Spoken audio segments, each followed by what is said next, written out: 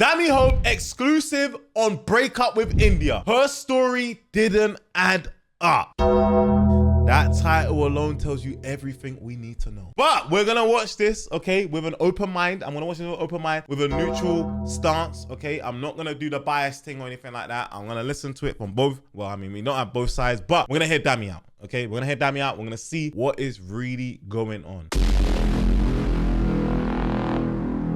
To your relationship. Then Indiyah was spotted kissing inside co-star Marlon Garcia. When these videos come out, all of my friends, all on their phones, and I have to listen to everybody's phone ping at the same time. What was such a beautiful relationship to now this is how it ends.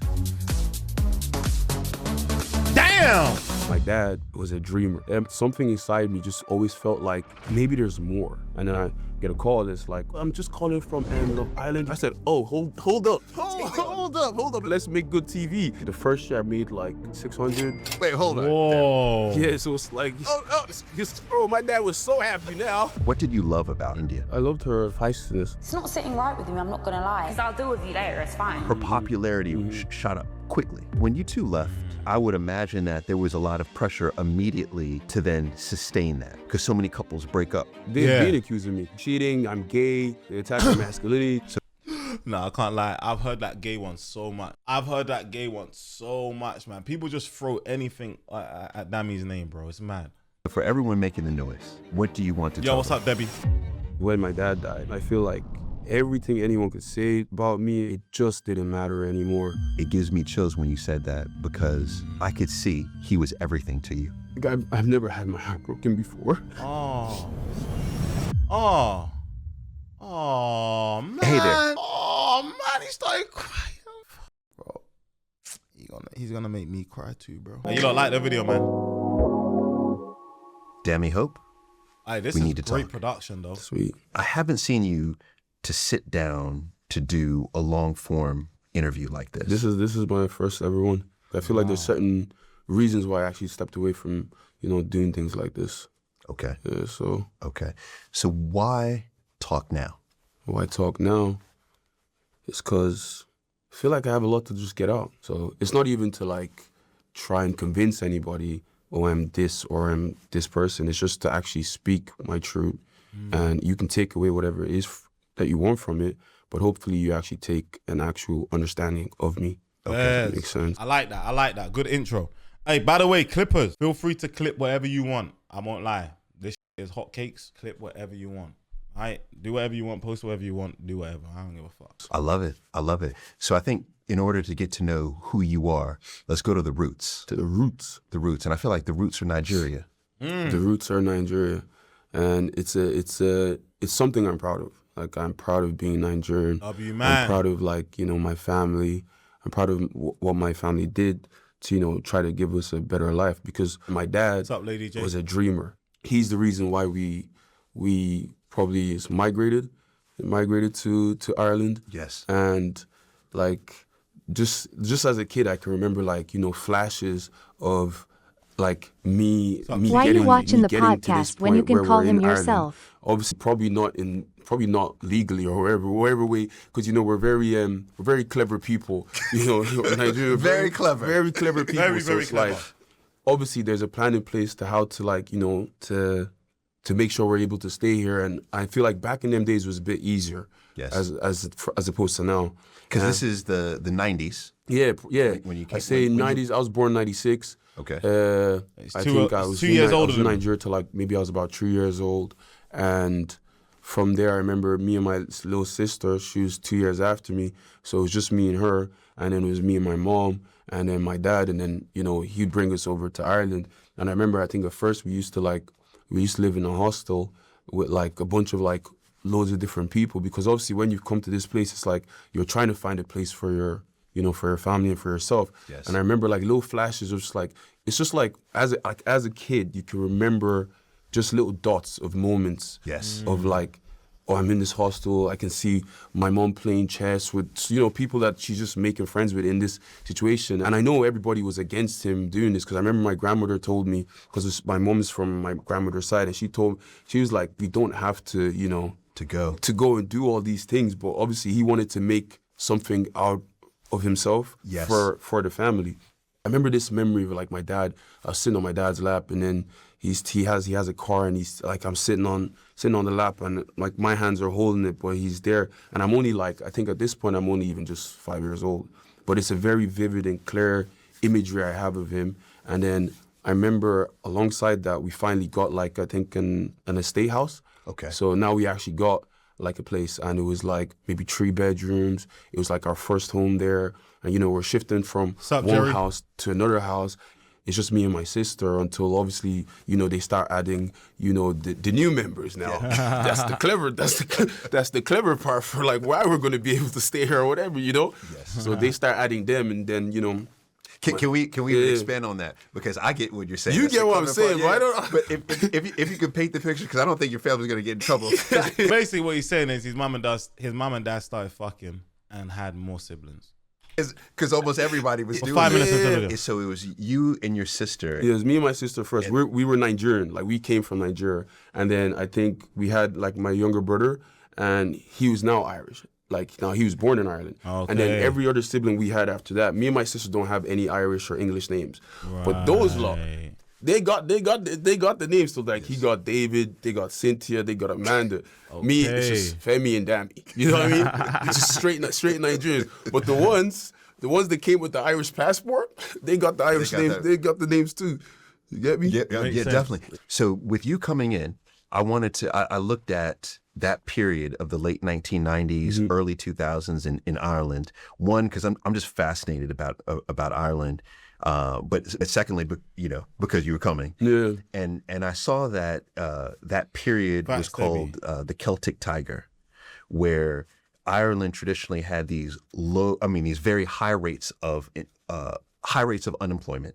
But then during that period, everything took off. The economy took off. Thank you, Taha. And there was this great demand for service workers, so much so that the population within Ireland couldn't maintain it. So I think that was your father being clever, smart, saying, this is a great opportunity for me. So he selected Ireland. What was it that your father and mother were doing for work? You remember? So my mother's always been like in care. So she's always studied care. She's always done care. Like my dad, I say he's a man of all trades. So strong, you say strong family unit. Yeah, very, very strong family unit. Because there'll be times where it's like my dad would probably have to relocate we live in Wexford, he'd have to relocate to Dublin for forever a job he has to do. And we probably wouldn't, and he'd have to get a place over there. So we probably wouldn't even see him now. I feel like it was a lot of hard work, whatever they were doing at that age. But when you're young, I'm just seeing that I want to play outside. I just want to, make friends and stuff. Yeah. But then when you look back at it, it's like they've done a lot for us. Like, they've done a lot for me, my siblings.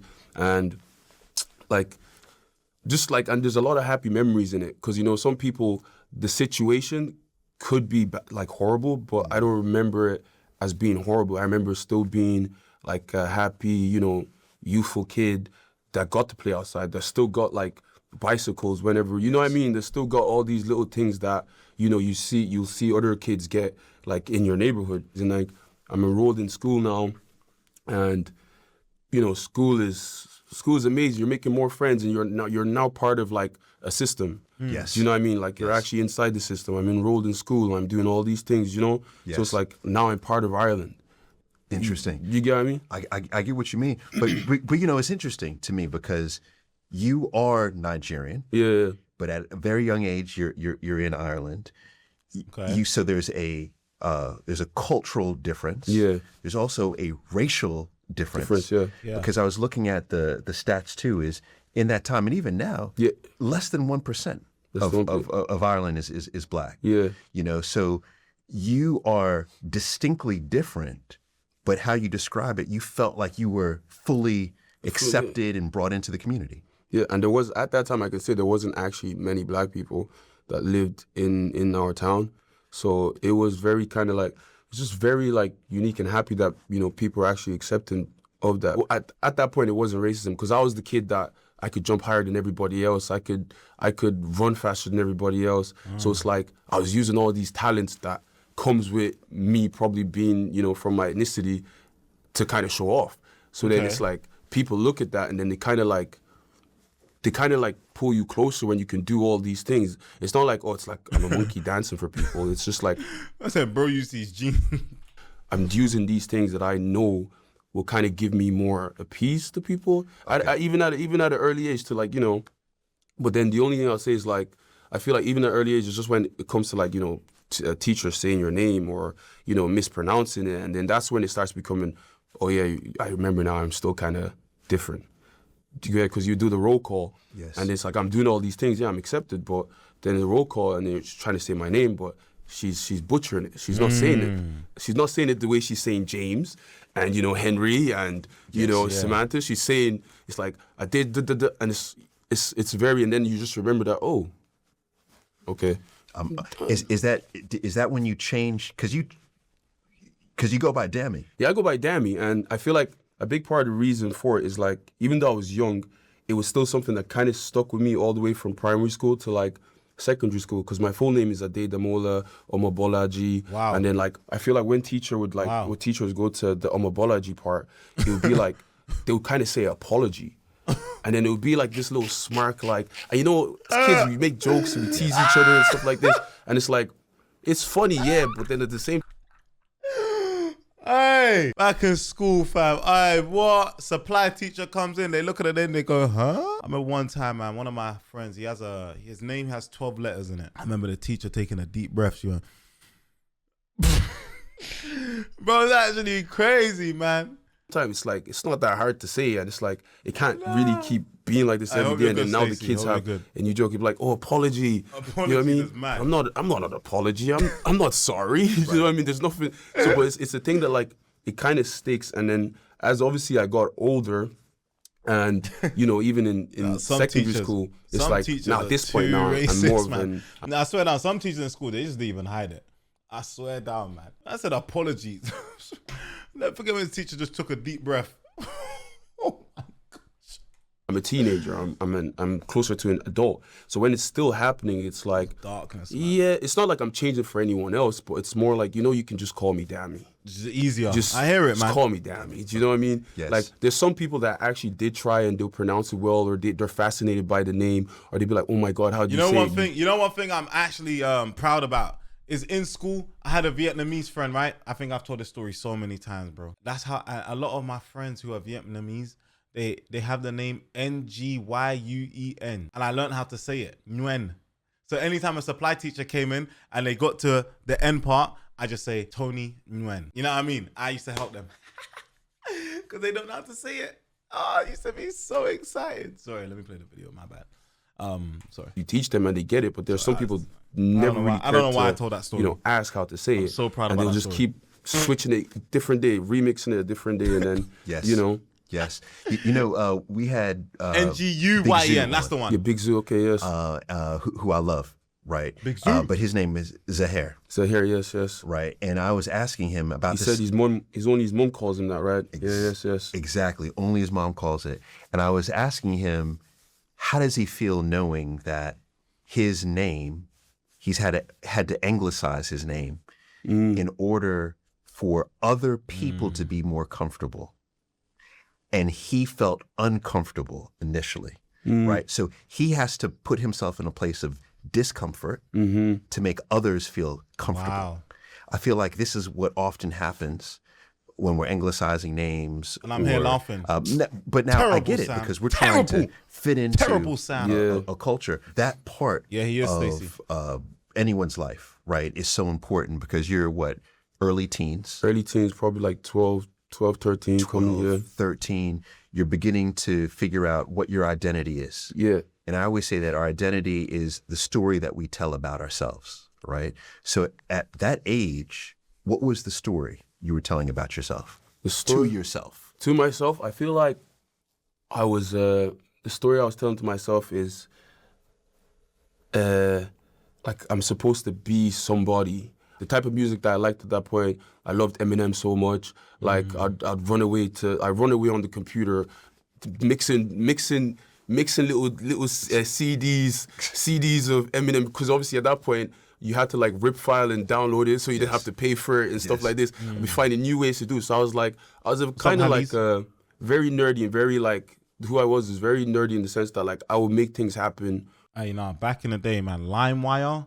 Oh man, what even happened to LimeWire? What destroyed LimeWire and torrenting? What destroyed it? Why did that stop? I'm trying to understand, because now we have faster internet, so LimeWire and all of that stuff would work even better now. For me, at the end of the day, say I'm alone, I cry about it, but I will eventually Stop learning and be where I need out. to be. Please press Make the friends that I need to make. It's the same way, I've done it before. It's just I will do that again.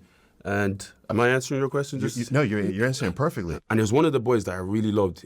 Like he loved rapping, I loved rapping, and we'd always be doing it on break. And it was like our escapism. It was Facebook era, and I feel like it got to a point, in back in Facebook days, like all the kids used to like, change their names on Facebook. So you try and like have a stage name. Yeah. And obviously I used to write like bars. I used to write poems. I used to write just write stories and stuff like this.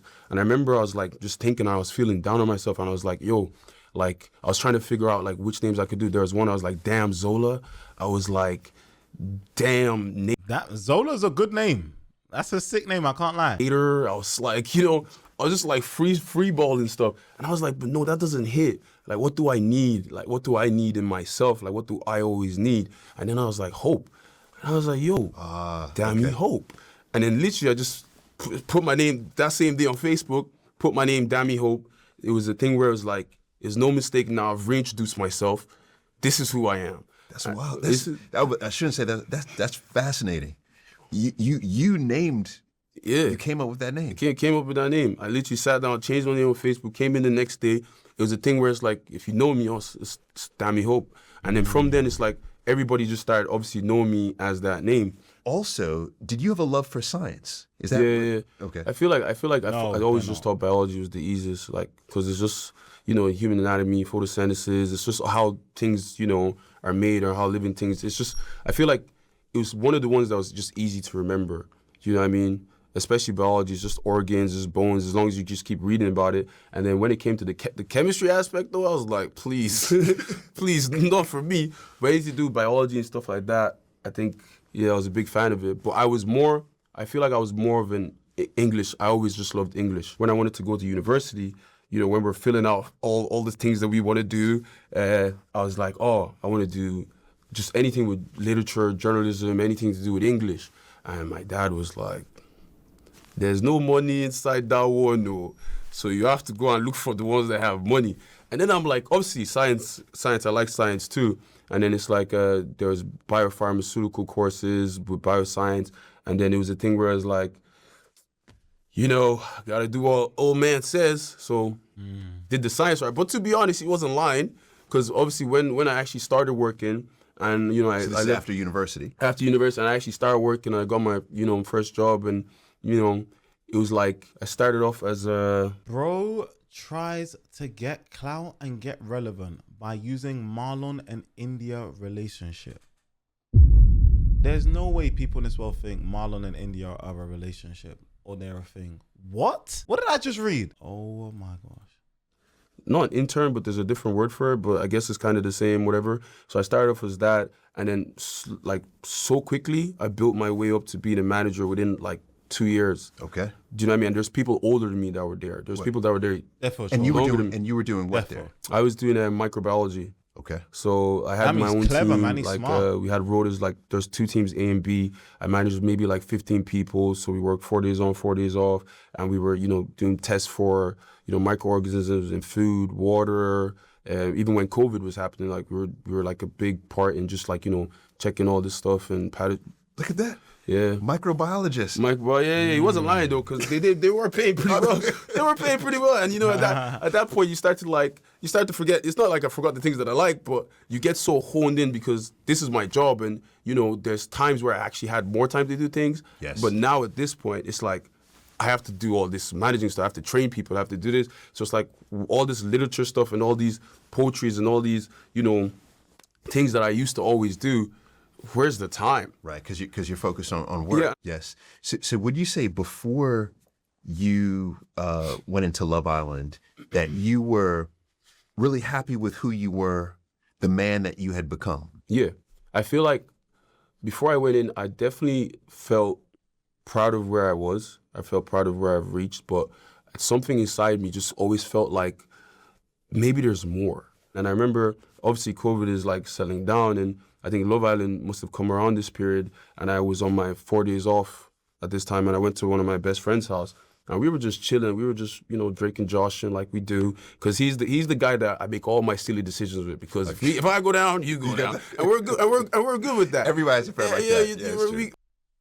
We're good with that. Like so. And I'm sorry. And who's the friend? My friend's name is Wally. Okay. Yeah, Wally. Shout out Wally if you ever see this. But yeah, but like I was in Wally's house, and he must have told me that, like, oh, one of our boys had applied to Ting. And I was like, oh, applied to Love Island. I was like, oh, should I just, like, I'm chilling right now. Should I just do for the crack and just see, like, just do for the crack? I didn't even, it was like a trigger that went in my head where I was just like, you hesitate and you procrastinate. But I was like, just do it, bro.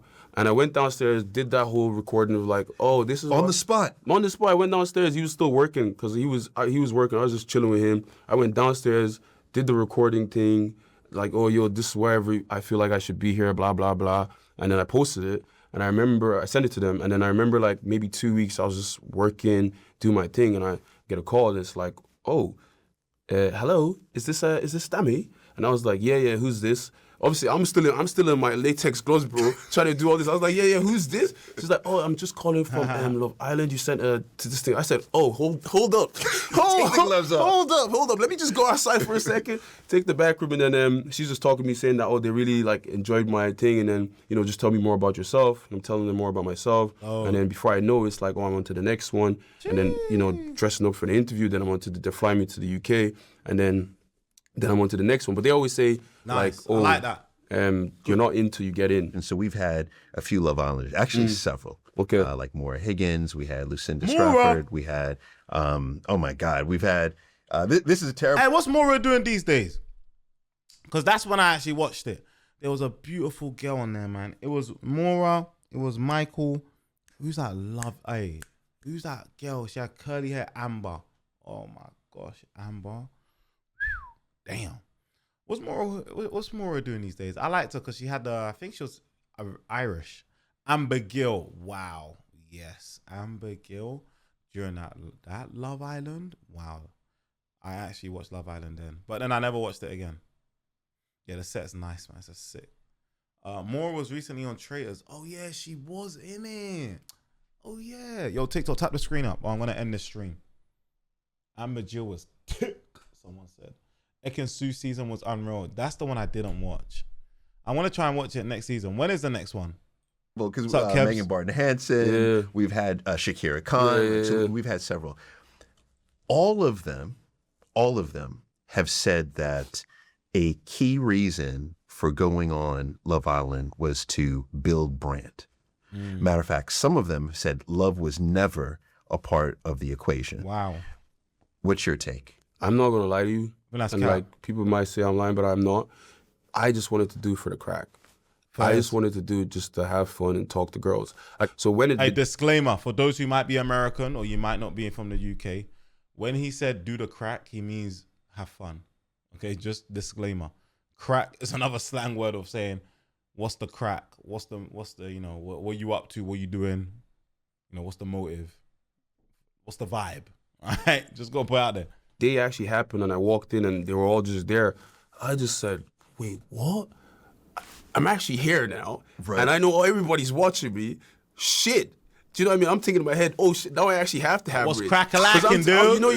I'm just playing around, and just thinking like, oh yeah, this is my personality. I'm just being personal, but I'm just showing them who I really am. Right. And the producers and all them are enjoying me. So this is like why they keep bringing me forward. But at this stage in time, it's like, I'm not really, like I've seen like people get, careers off the back of it. So you're thinking it's just for the crack, it's just jokes, it's not anything brand building wise. But was any part of that you wanted to enter a relationship? You wanted to find love? I guess I didn't really think I'd even find love. I just thought I'd just go on and just like, speak to people and talk to people. And at that point, I guess like sometimes when I watched the show as well, it never really seemed like, when there's white girls, it never really seemed like maybe that, black guys were their type or they would be the main focus. So in my head, it's like, I'm thinking if there's no black girls, who like are my first, you know, type or whatever, if they're not there, like how is this gonna work? Obviously, I've dated black and white girls because I've grew up in Ireland as well, so it's not like I'm not open to it or whatever it is. But you know, you just have that little doubt of when you've seen other like, you know, people go on the show and it doesn't really seem like they work out because there's no one that wants them because maybe that's just not their, you know, type. Right. And I think prior to your series, so yours is Series 8. Yeah, Series 8, yeah. So prior to Series 8, the coupling was always decided by the contestants. Yeah, the contestants, yeah. Right. And historically, what the commentary always was there was a pattern that if you were black, you were left to the end. So was that a thought when you went in, and then were you shocked at how the coupling was set up? Yeah. I remember going into the show thinking that, oh, when I get in, everyone's going to have to step forward for, you know, because that's the way they did it. It was like, oh, step forward if you want so-and-so. And I remember I was the first person to come in and seeing all these beautiful girls. And then I'm just like, oh, okay, there's 2 black girls here. Okay, I can work with this. This is great. I know I'm going to step forward anyway, so this is fantastic. There was like some white girls I was attracted to as well. And I was like, so it doesn't matter, but I will step forward. And then I remember, so the public are actually going to choose. And I said, oh, gosh. Really? Always got to put a challenge in front of bro, you know? But you didn't like that. No, I didn't mind. You leave it. At first, it was just like, because I prepared my mind so much that I would step forward. Do you know what I mean? Gotcha. Because I built all the confidence now to step forward, even if no one steps forward for you. Do you know what I mean? And this is on national TV. Yes. So then I'm like, okay, yeah, this is the public choose for me, which is an easier route. So then no one gets, you know, embarrassed or anything like that. And then, yeah, the public chose, and I guess they chose who they chose for me first, and it was fine for the most part. Who did they Okay. chose? Who did that, oh, yeah. Sorry, big yawn. Who did the public choose for him first? Again, I never watched this, so I don't know. Who was he coupled up with? Can anyone remember his first couple? Next Island of Love Island would be sick. Nigerian Parents Island. Oh, so it's Indiyah. No, some people are saying Amber. What? Amber Jill? Amber Gill? Wait.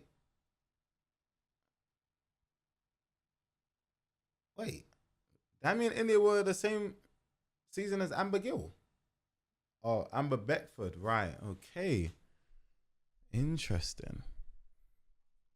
Until you know, Until. we did the switcheroo. Yes. All right, so let's break this down, right? So you go in, truly, who caught your eye initially? I feel like when I went in, it was definitely my ex, Indiyah. Okay.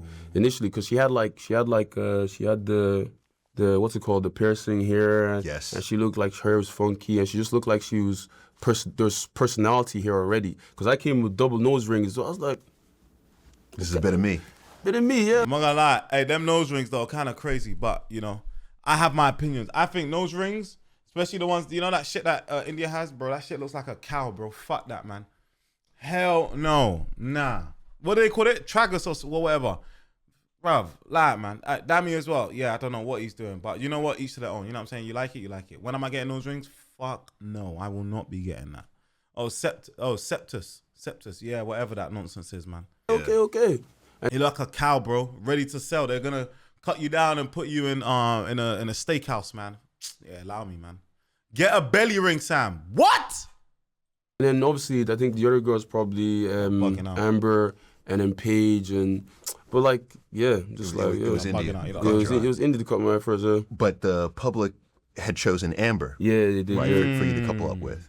All right, so once something like that happens, but someone else has caught your eye, how do you navigate that? And then also, I mean, I've been doing reality TV forever. I know production is in there trying to work their situation with their little webs and suggestions. Are you sure this is what you want to do, bro? Like, that's when I knew, okay, this is production driven. Okay, we gonna make some TV then. Yes. And how did you find the TV aspect? Because a lot of people find that difficult. The TV aspect? The fact that if there was no TV, if you were literally a bunch of people in a villa, you could just walk up, talk to anybody you want to. But because it's a TV show, that you have to have it structured in a way that drives entertainment. I feel like for me, subconsciously, you kind of notice these things that they put in place because, like, say, for instance, I want to go talk to someone, like, I want to go speak to her. I'll be on my way to speak to her, and suddenly I'm getting, oh, no, Dami, come over here. And I was like, wait, what? It's because then it's like, then they put someone else with this person that I wanted to speak to, or, you know what I mean? Or I'm having a conversation that I feel like is going really well with someone, but then obviously this person has now been sent over here to, like, talk to this person. I'm just like, okay, guys, you know, but like, I feel like that was the frustrating part about it because it's like, I want to be able to speak to people. I thought when I'm coming here, I'm going to have like free will to actually just speak to the people that I want to speak to and build on it. And I get like, give everyone a chance. But going back and looking back at the show, because I did watch it to be honest.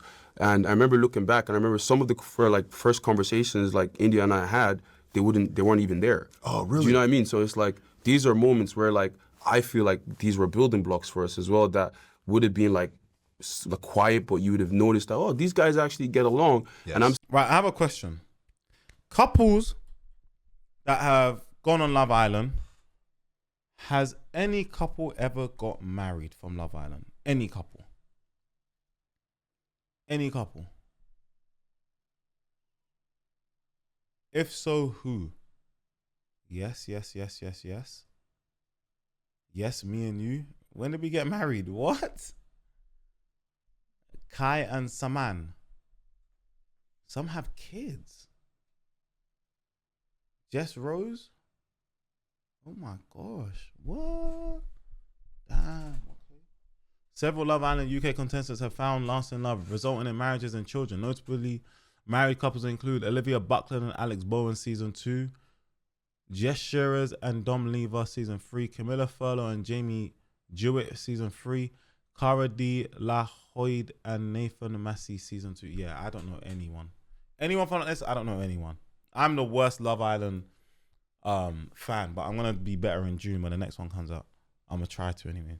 Seeing that you're putting the clip with her and Davide, who inherently is not even attracted to her anyway, and it's like, what's the point of, you know, this? Do you get what I mean? It's almost like it becomes a little game. Yes. At a certain point. But so on this, I think what's so hard, and this is a challenge. Oh yeah, Molly that and Tommy, I think innit? every reality Are they still dating show together? has, Mm-hmm. is I help me. Are Molly May and Tommy Fury, are they still together? That's where they broke up. Are they still together? They're still together, yeah? What? That's good. That's good. Oh, they're engaged. They came back. They figured it out. Damn. See, this is how much I don't keep up with Love Island stuff and all this celebrity shit, man. Wow. And 2 kids now. Damn, man. Yo, chat, maybe I need to go on Love Island. Should I just get a 6-pack and go on Love Island? What we saying? What we saying, man? Let me go get a 6-pack and then go on Love Island, man. Fuck. First streamer to go on Love Island. What you saying? I might as well, man. Let me just go there and lips every gal up on and all that shit, man. Let me go Love Island and start flexing. Can I have a chat? Yo, bitch, can I have a chat? Can I have a chat? Can I have a chat? What? I'll go Casa de, what do they call it? Casa de More. I'll go Casa de More. Just do a madness. Oh my word.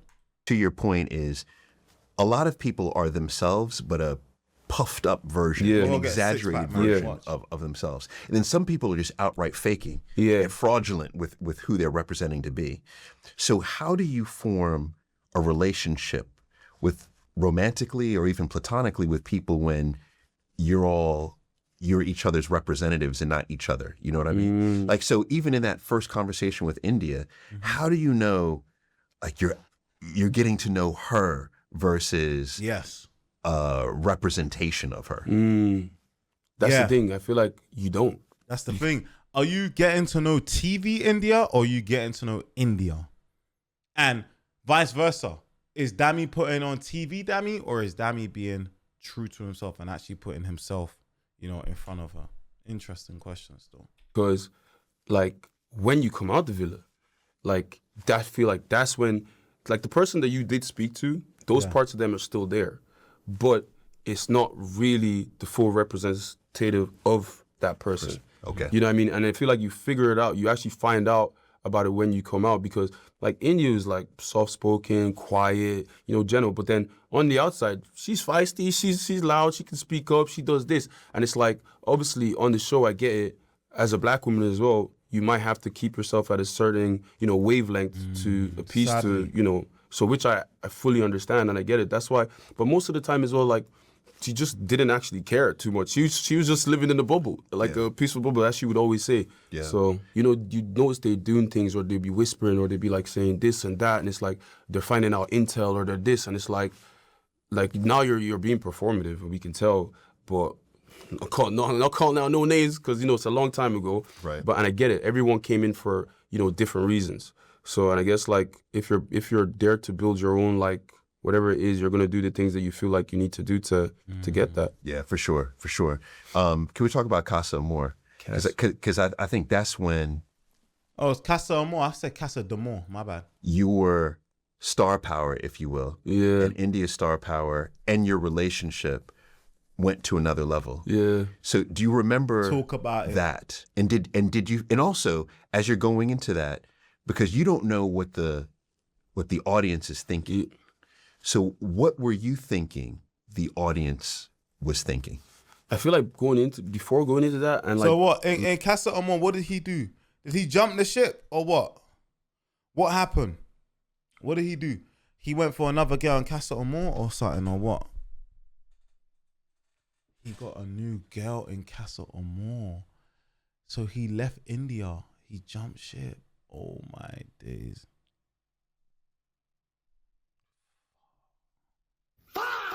Looking back at it now, because obviously I was in the villa, Indiyah and I But did she as well though? That's the question. weren't that intense yet, and we'd only like kissed like a couple of times. I don't even think we shared a bed yet, or I can't even remember. I don't think we had shared a bed or anything yet. And it was a thing where it's like, I feel like on the outside, I feel like parasocially, people are looking at something else, and it's more intense for them than it is for us. And we'd have this conversation. I remember me, Jax, Paige, and Indiyah, we'd have this conversation about like, we feel like Casa Amor's coming up because we've reached this, because we all know like, 4 weeks, Casa Amor has to be coming up. So we're all having conversations. So let me ask this question. Where's Summer Botware right now? Because if he jumped the ship, yeah, and went to Summer Botware, yeah, where's Summer Botware right now? Why don't he just link up with Summer Botware right now? And surely that would be a story and a half. We're talking about like, oh yeah, She's Ghanaian as well. we're all going to be open-minded. Jerry. Like we're all... Jerry, bro, Jerry, you're saying that makeup saves her, but she's clapped. Bro, let me see a picture of you real quick. Let me see what you look like, bro. 'Cause I swear I know you're chopped as fuck. You probably don't even speak to ladies. I know you don't. You see the way you're typing? I can tell, bro, you don't speak to no gal. I don't give a fuck if it's your opinion, respectfully, bro. But I just know you don't look any shape or form attractive. Not in my eyes, not in anybody's eye. I just know it. I can put money on it. I swear that I can put money on it, bro.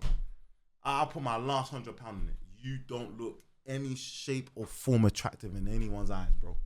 Don't just go around calling people clap, bro. You'll probably clapped yourself, respectfully. Promise you, bro. Drop your IG right now, bro. Drop your IG. You can't, bro. I said you can have an opinion, but I'm saying fuck your opinion. You can have it. I don't give a shit about it. You know what I'm saying? But drop your IG, bro. Let me see if you're clapped.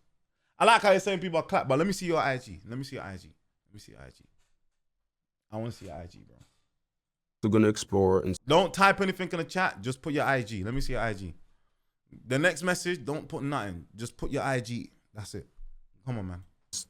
talk to people or whatever. Okay. But obviously the audience don't see these conversations. Right. So for us, we already have spoken and we know that what we're gonna be open-minded to do or whatever. So then Casa Amor happens, and I feel like outside world looking in, it's like I'm the only one that's now stepped out of this relationship that's not even a relationship because we've probably only kissed 3 times. Right. Do you know what I mean? Right. But outside world looking in, they're thinking, oh, nah, this guy he's a villain. He's just going crazy and he's just trying to get with all the girls. But it's like, I'm just doing things that are familiar to me when I'm actually dating someone and I'm trying to get to know someone. And in that short space of time, it was like, you know what? This is a connection that I feel like I could build on. And I feel like Indiyah was just like me. So I feel like she's going to obviously talk to people as well. There could be black boys there. I was thinking in my head, there could be a boy from South London that, you know what I mean, that she relates to. So in my head, I'm like thinking like, I don't know what's going on. And it's such a short space of time to like, you know, say, okay, this is like, I'm locked off. Because I didn't come on this show to pretend to be someone I'm not, or to like sacrifice my whole experience because of what like the audience might, you know, think or want when you're not even in the show. Do you know what I mean? So when this whole situation happened, and I don't know, I got like an inkling, that sis was coming back with something anyway. So I was like, you know what?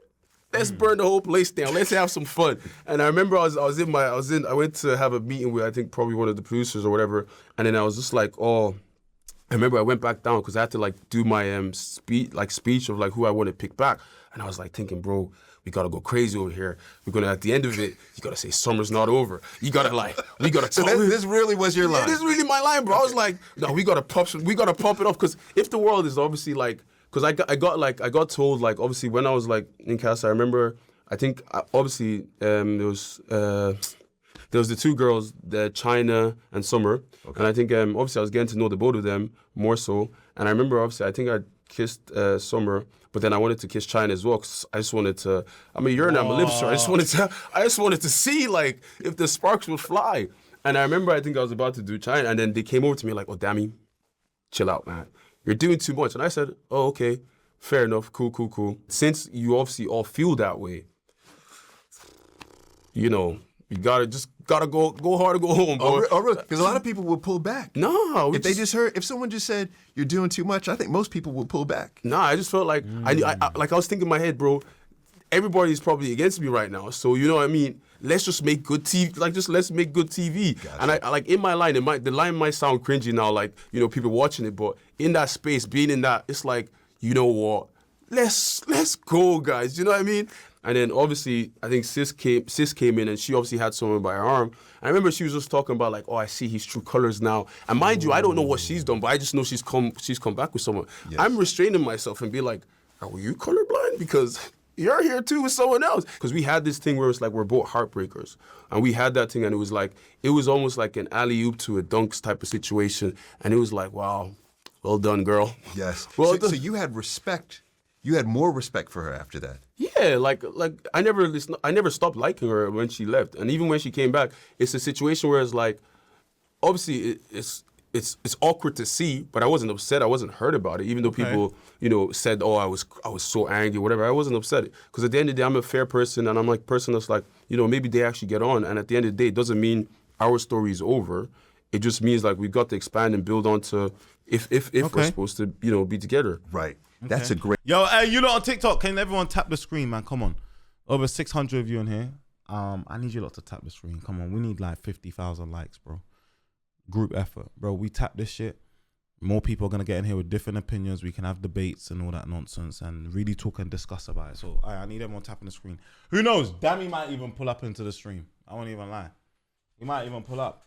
This shit, normally when I watch stuff like this, it normally gets onto people's FYPs because you lot tap the screen. And if you can, hit the share button and click repost. Low-key, finding love in 6 weeks with randoms isn't possible. You'll be surprised, man. You'll be surprised. What if they have no fingers? Can they tap the screen? Use your head. Great window to... Indiyah might pull up to the chat too. I'm telling you. Funny things happen. When I watch Pop the Balloon, the whole Pop the Balloon cast pull up. You'll be so surprised. I swear to you. She might even be in here now.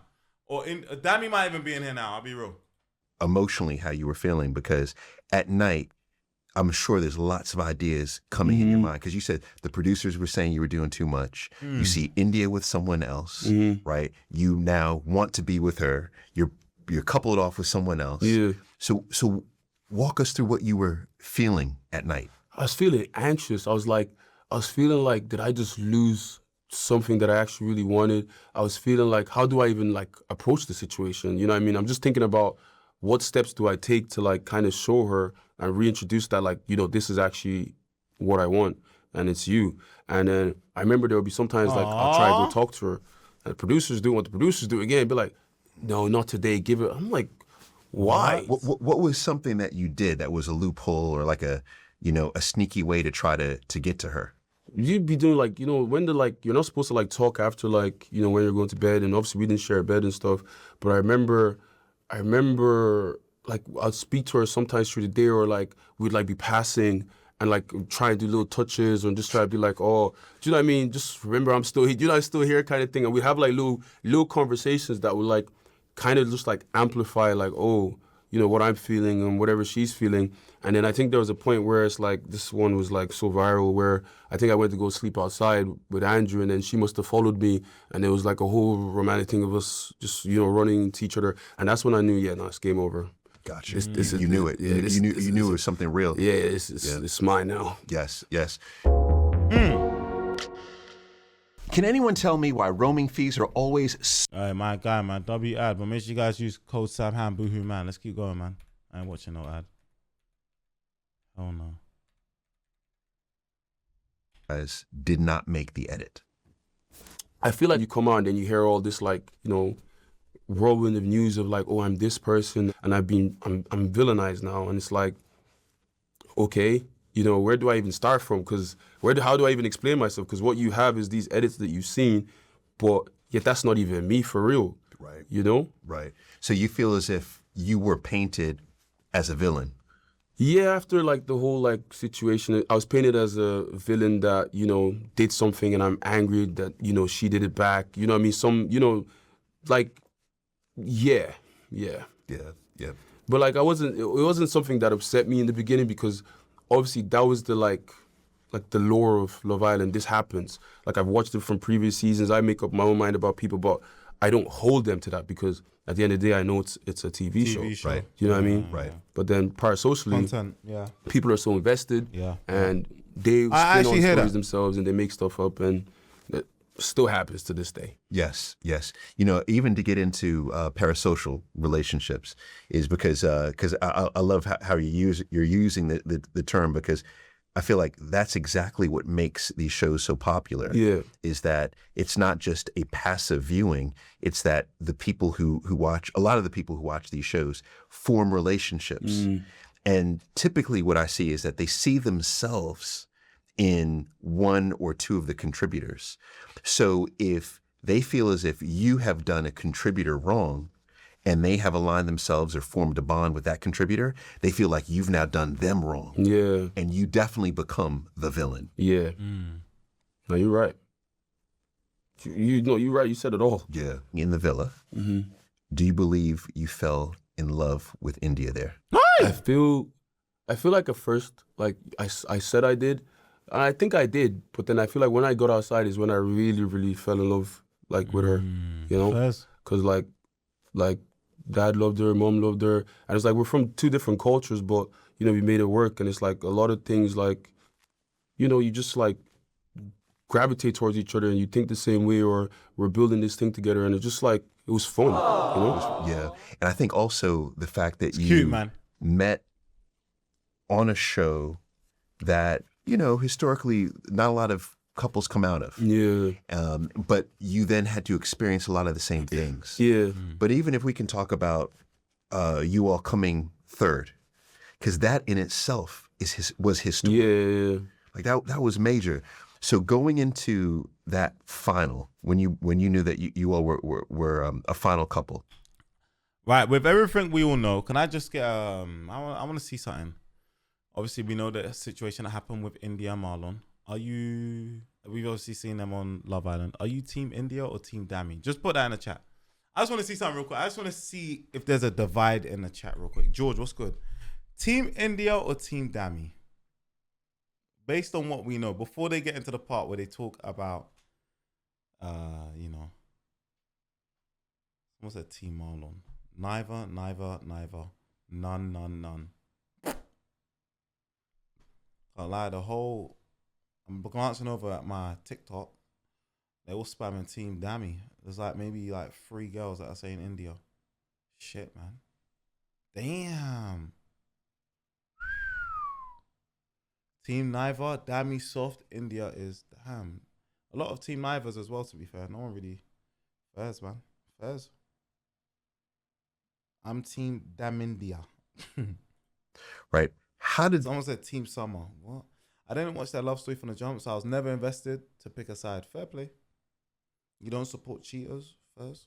that feel? Because what I'm picking up from you is you really didn't care much about what was happening outside of the show because you had found someone who you were genuinely interested in. Yeah.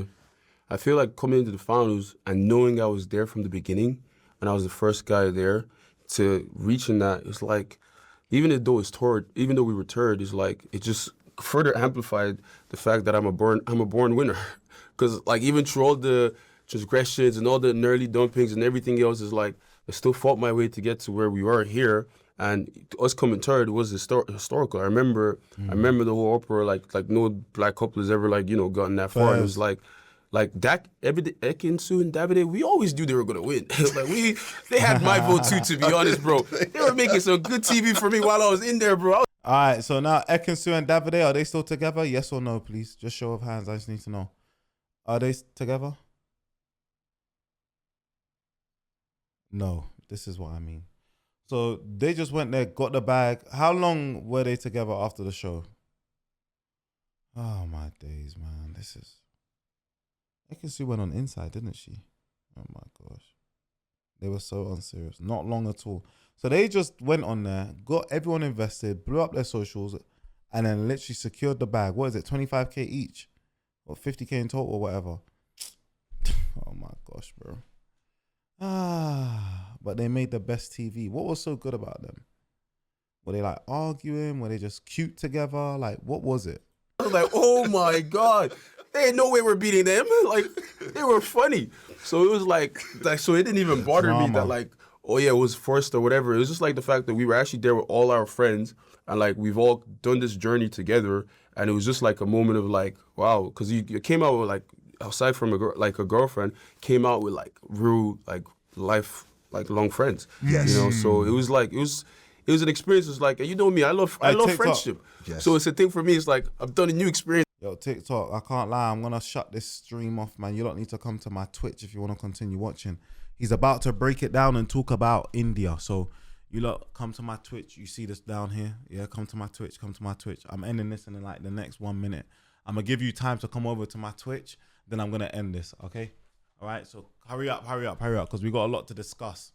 Now I even have more friends. I have new friends. So it's like Just a win.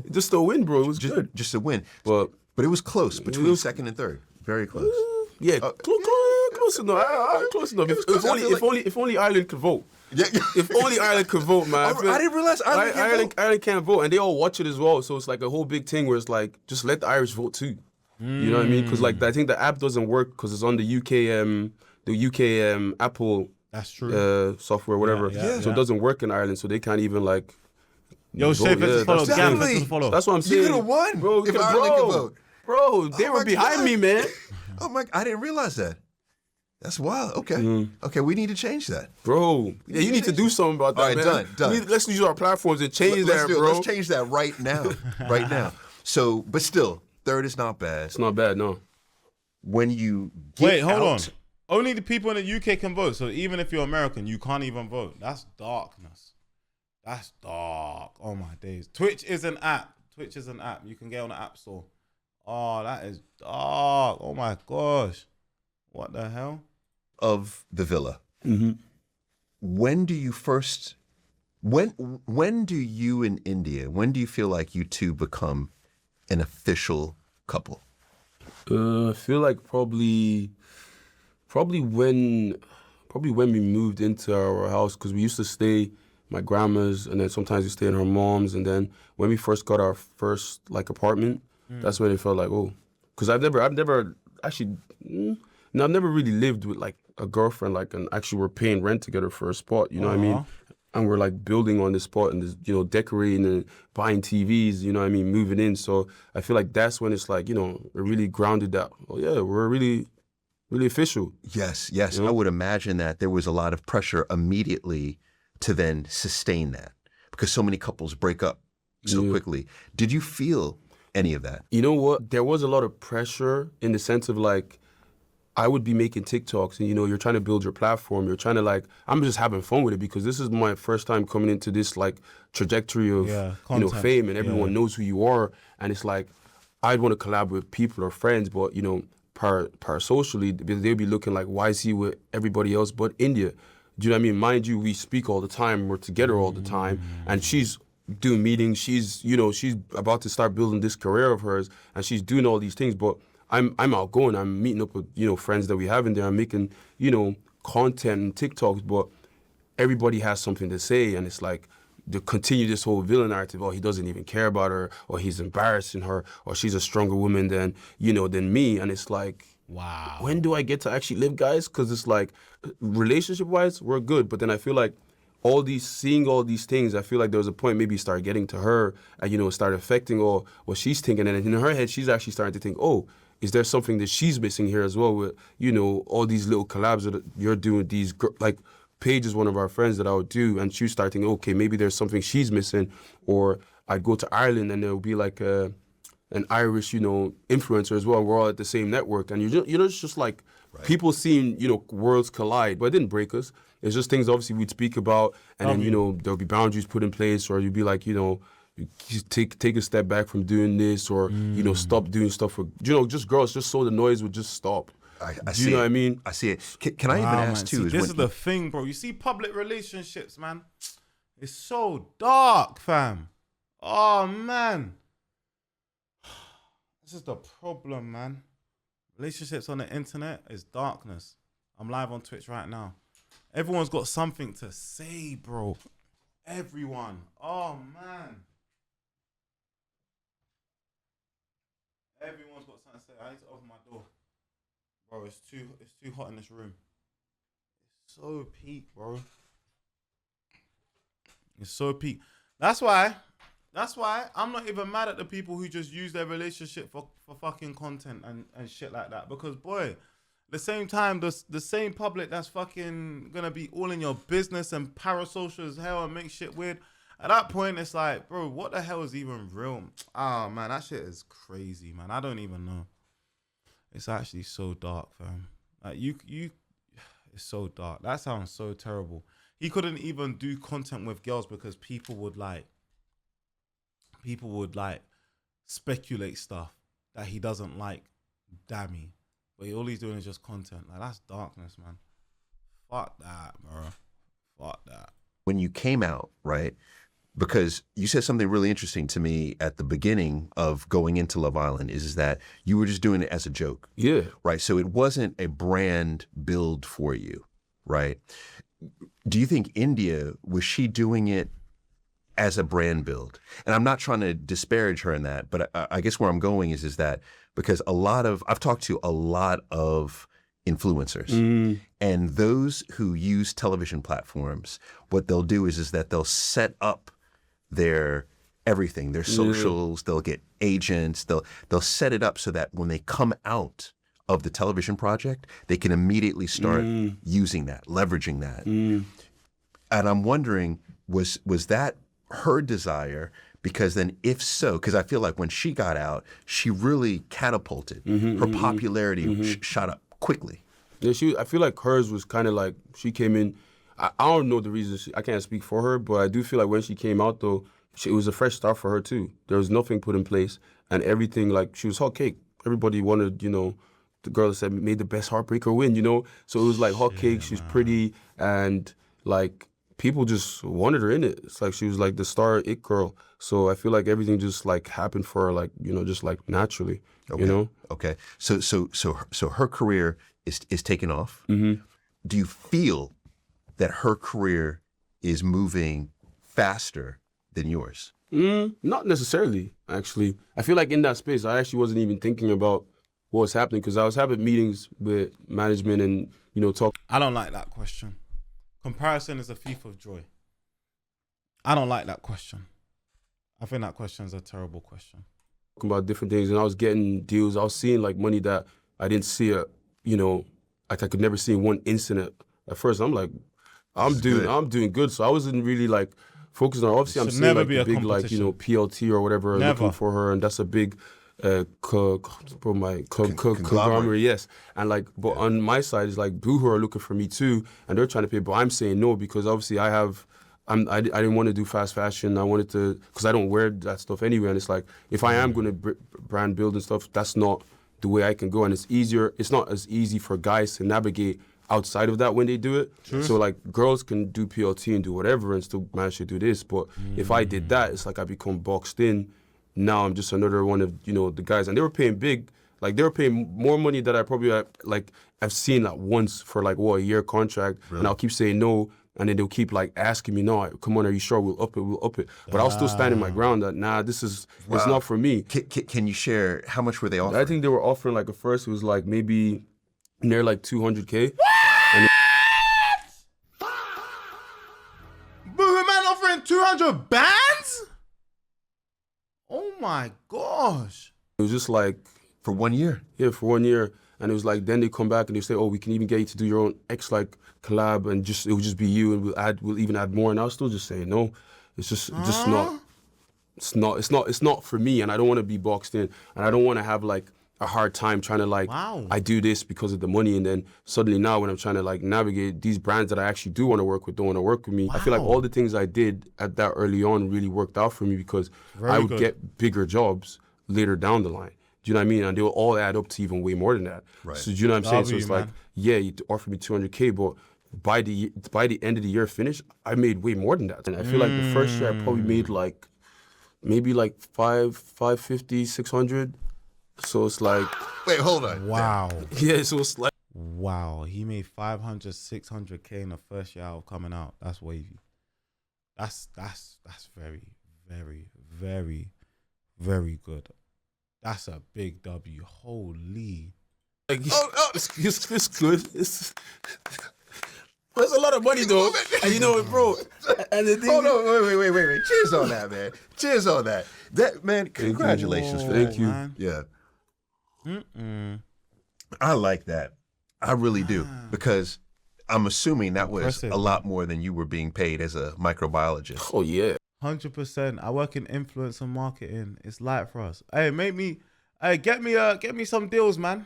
Influence and marketer, man. Get me some deals, man. I'm trying to make 600K a year. Shout me!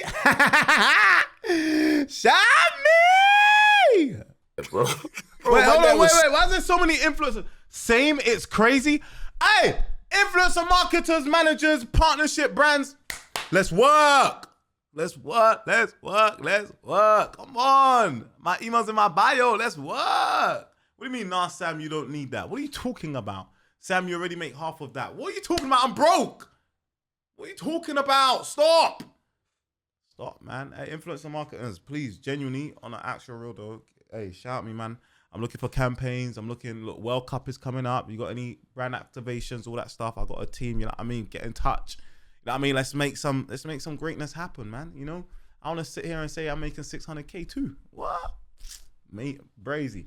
Yo, Lakem, thank you for the 53-month subscription. Hey, and we got a flipping tight-knit community behind me, the WSFM, you know what I'm saying? So, hey, hit me up. Sam, you're for the people, don't do that. But what do you mean, bro? I'm not selling out, bro. I'm just trying to, you know what I'm saying? Make some bread so I can invest that back in my streams. So happy now, bro. It was shopping time. You know, it was shopping time. Nah, it was shopping time. I remember the first time I got like my paycheck. I think my best friend wanted to buy a car. I sent him at least half of the money for the car that he wanted. Right. Bro, just send him money left and right. Who wants? Because like these are the people that I've come up with, and now I'm here in this space. Is this your best friend? Yeah, best friend Wally. Wally, who you were at the house when you decided? Yeah. I was like, it was like one of my girls' birthdays. I was like, let's go Dior, man. What do you want? Because it's like now you guys. When we were like you guys grew with me, so it's like I have like anything you ever need from me. Wow, I got you. So and then obviously my family as well. Yeah, that's amazing. I like that, man. I like that. That's a big W, man. W Dami. I like that. That's the dream, man. People around me, people have been there from the jump. One day I want to be able to just bless them. Yo, what do you want? You want a car? Or go grab that. You want this? Go grab that. You know what I'm saying? Move mumsy out the ends. That's the plan, bro. One day, man. That's so sick. I like that. I like that a lot. Bro, I'm not doing no battle rap right now. I'm watching Candy. I'm watching Dami right now. I ain't doing no battle rap stuff. Do it later, tomorrow, next week. I don't know. I don't do it on stream, so yeah. But I saw something. What is your Boohoo Man sponsorship saying though? I will tell you now, it's not saying anything close to 200k. Because boy, I'm not getting them offers that Dami's saying. Not nowhere close to 200k. Wait, what's 200 divided by 12? What's that per month? Wait there. 200 divided by 16k, 17k a month? Yeah, nowhere near that. Yeah, nah, it's not nowhere near that. No. Just have to take care of them first. Yeah. So it's always just being We're that saying way. Sims, what's good, And then blowing a lot of cash on presents and birthday gifts and stuff like this. And which I love. Can we get into you and Indiyah? Oh.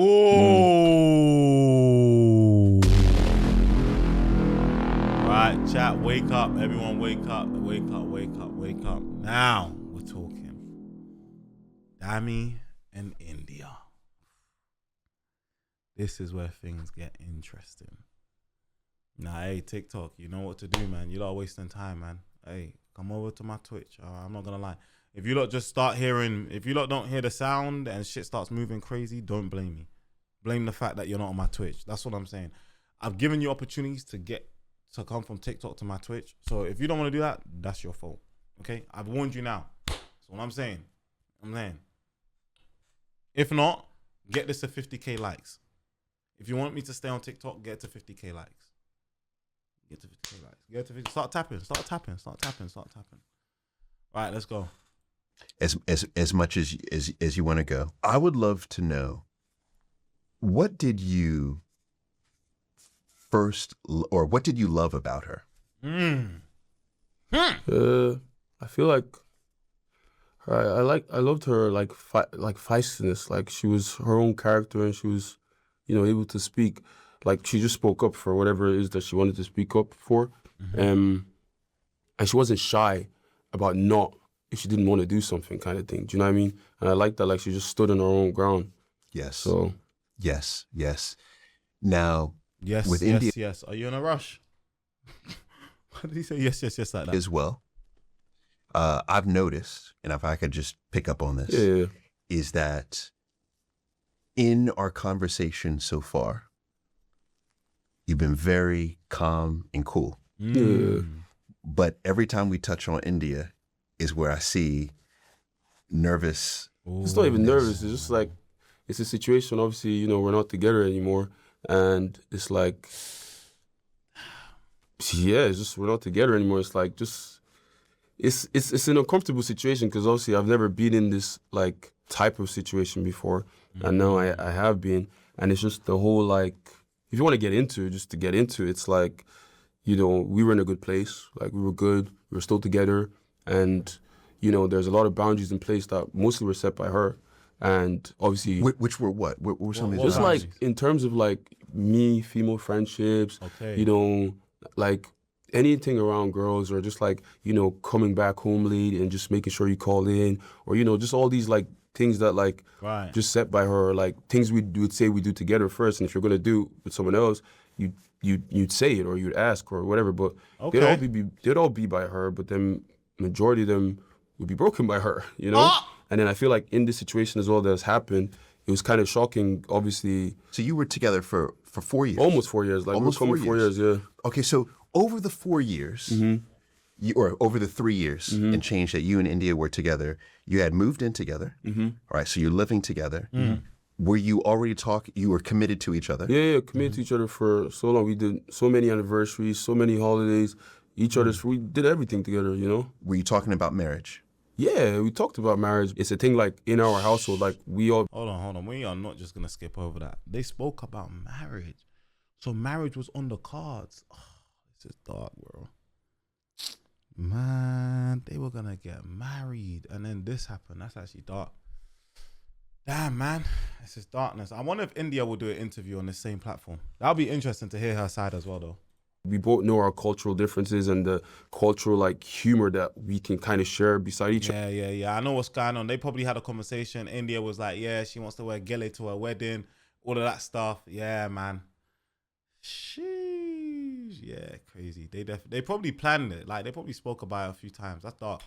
Obviously, she's Jamaican, I'm Nigerian, and you know what they say about Nigerians, 419, they all cheat. Like, we made these type of jokes, and I remember one time I went on the radio show, and I made the joke about, like, oh, like, we can skip the ring, you know what I mean, because we can have babies, because obviously, like, you know, blah, blah, which I get, like, it's a sensitive joke outside of, like, you know, our household and the things that we're comfortable with. Right. And, you know, I apologize for that. But it's just like dark humor. And, you know, a lot of the things that I do end up saying online that get me in trouble is from a place of, like, just humor and jokes. And, you know. But I see, though, that what could have happened is that you take all of those, it then underscores that villain and it all just narrative. it all just keeps on, like, you know, bringing this whole villain narrative, and I feel like that's what it's been pitted against me for, you know, this situation that's happened. Because there's a difference between, like, you know, the reality of how people are and then the image, right? And I feel like the reality of me is I'm carefree. I share everything. I want to be open with the world. If you're a fan of me or you like me, I want to give you me. Do you know what I mean? There's no reason for me to, like, hide. But then I guess on the other side, on her side, because she would go out and she'd have as much fun as I'm having. But she just won't post it. And maybe the ones that she's posting is like she's just watching TV in the living room. So it's always like she's always at home, but I'm always outside. Right. Okay. So you feel as if people were already accusing you. They not feel, you saw it. People, they've been accusing me of cheating. I'm gay. They attack my masculinity just from how I dress, from like me being expressive with, like, you know, my fashion. I can get my nails done. I can put on makeup. Just like all these little things they were used to, like, you know, paint this picture of me as a person that isn't even me. But at the end of the day, it's like, I don't care about being expressive. I want to be this way. I want to live my truth. I want to be myself. Do you know what I mean? I like and that, I feel man. like Be all free. these things have been, Be you. you know, used now against me, especially in this situation. And it's a thing where it's like, it's unfair, but at the same time, it's like, it's the aim of the game that I got into. Do you know what I mean? So I get it, but it's unfair. It's I like entirely that. unfair. And I want to unpack all of those because I think it's important for us to get your opinion on each of those. But something that you also mentioned that we have to talk about is you talked about there's a cultural difference between you and India, right? So you are Nigerian heritage, India, Jamaican heritage. How did that cultural difference show up for good or bad in your relationship? I Nigeria versus Jamaica. Let's see. feel like Plantain versus plantain. more or less, I feel like we come from different types of, like, households, where mine is so traditional. It's full of, like, you know, you have to greet. It's very respectful. And I guess, like, in her household, like, lovely people, but then I would sense the difference in, like, I don't know how to say it, like, without, because I'm not trying to sound rude or anything like that, but just say there it, is a man. definite difference in how she speaks to her mom. It's not how I speak to my mom. Okay, the Do you know what I respect mean? thing. I'd have to put auntie in front of her mom's name. Do you know what I first mean? name. Stuff like this, like different things. But she'd obviously do it as well because I would teach her the difference in the culture. Whereas I feel like mine's very traditional, but then hers is a bit more free. Makes Do you sense. get what I mean? I hear that, man. I hear it. Like, here is obviously, you know, as a Nigerian, you know, you say auntie, uncle. Whereas Jamaican, you might call it, you know what I'm saying, Charlene. You know, you might see your mama say, Wagwan Charlene. You know, it's different. Hey, I would say it's different still. Hey.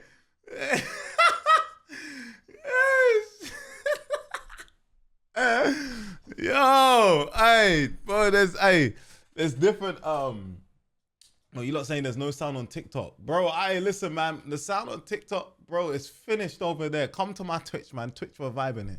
Aunties and uncles to your elders. You don't do that, yeah? As a Jamaican, we see our elders, we say mammy or auntie. So you don't call, Jamaicans in my chat, yeah? Do you call your parents or elders by their first names? Yes or no? Be honest. Be honest. No, never. Really? Really? So you don't call it? So what do you call your elders? What do you call your mom or dad's friends? What do you call them? What are you saying to them? Auntie, uncle, yeah? Say swear. You call your parents by their first names? I could never. Oh my gosh. Aunt. You put aunt in front of it. So you might go Aunt Charlene, Uncle Jackson.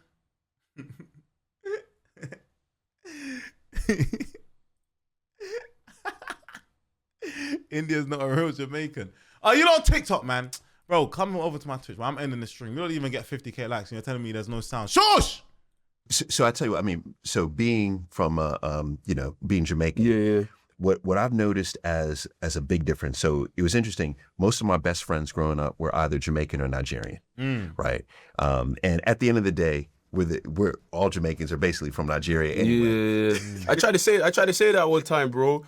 They were like, no, I'm not. No, I'm not. If you trace it back, yeah, that's what I'm trying to say. Yeah, Ghana or Nigeria, man. I'm trying to say that. It's pretty much. Yeah. Right? We are all family. Yeah. All family. And that's something that I think we also need to remember is that we are all family. And what society tries to do is divide not only us, but divide everybody. Yeah. Because that's how you disempower people.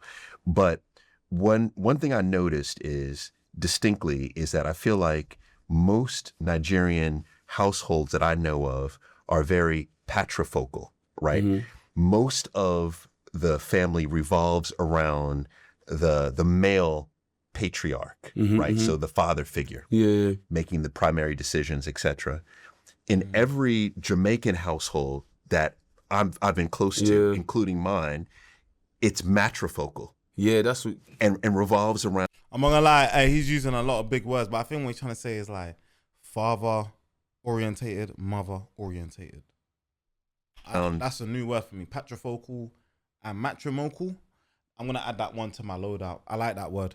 The mother. The mother, yes. My grandma was like she was it. I actually get that. I actually agree with you. Yeah. She was it. And so when I've seen Nigerian and Jamaican marriages, I've seen that sometimes is a friction point, right?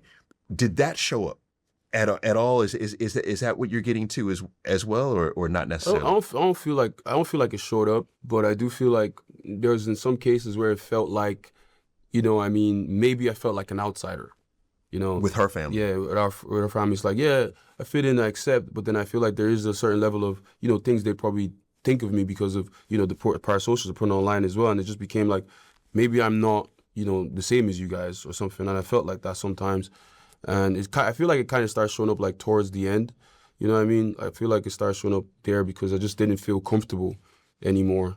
So you think it was more so what was being said about what was being said about me and just how it felt like I was now being treated, and it's just different. And I guess maybe it's the jokes, it's the stuff that the internet are putting against me. I think I remember I wore like an outfit to the Mobos or something, and I did my hair back, and I had like earrings, and then I can't lie, that outfit was crazy.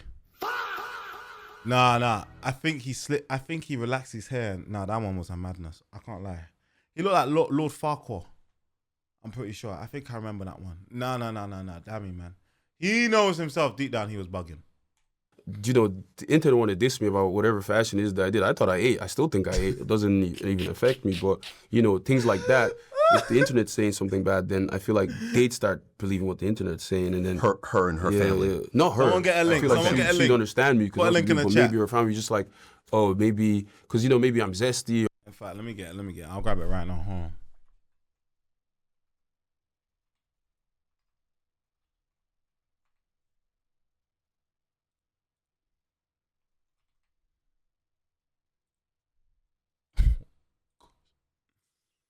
I need a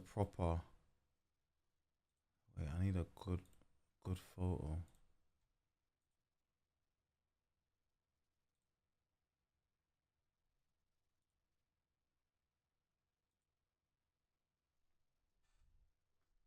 Story. I invented you to clean and freshen our toilet every day. But there's a better blue way. Blue Power Active. Every flush activates its power to keep your toilet clean. Hello, I'm a new viewer. Welcome to my stream, man. Hello.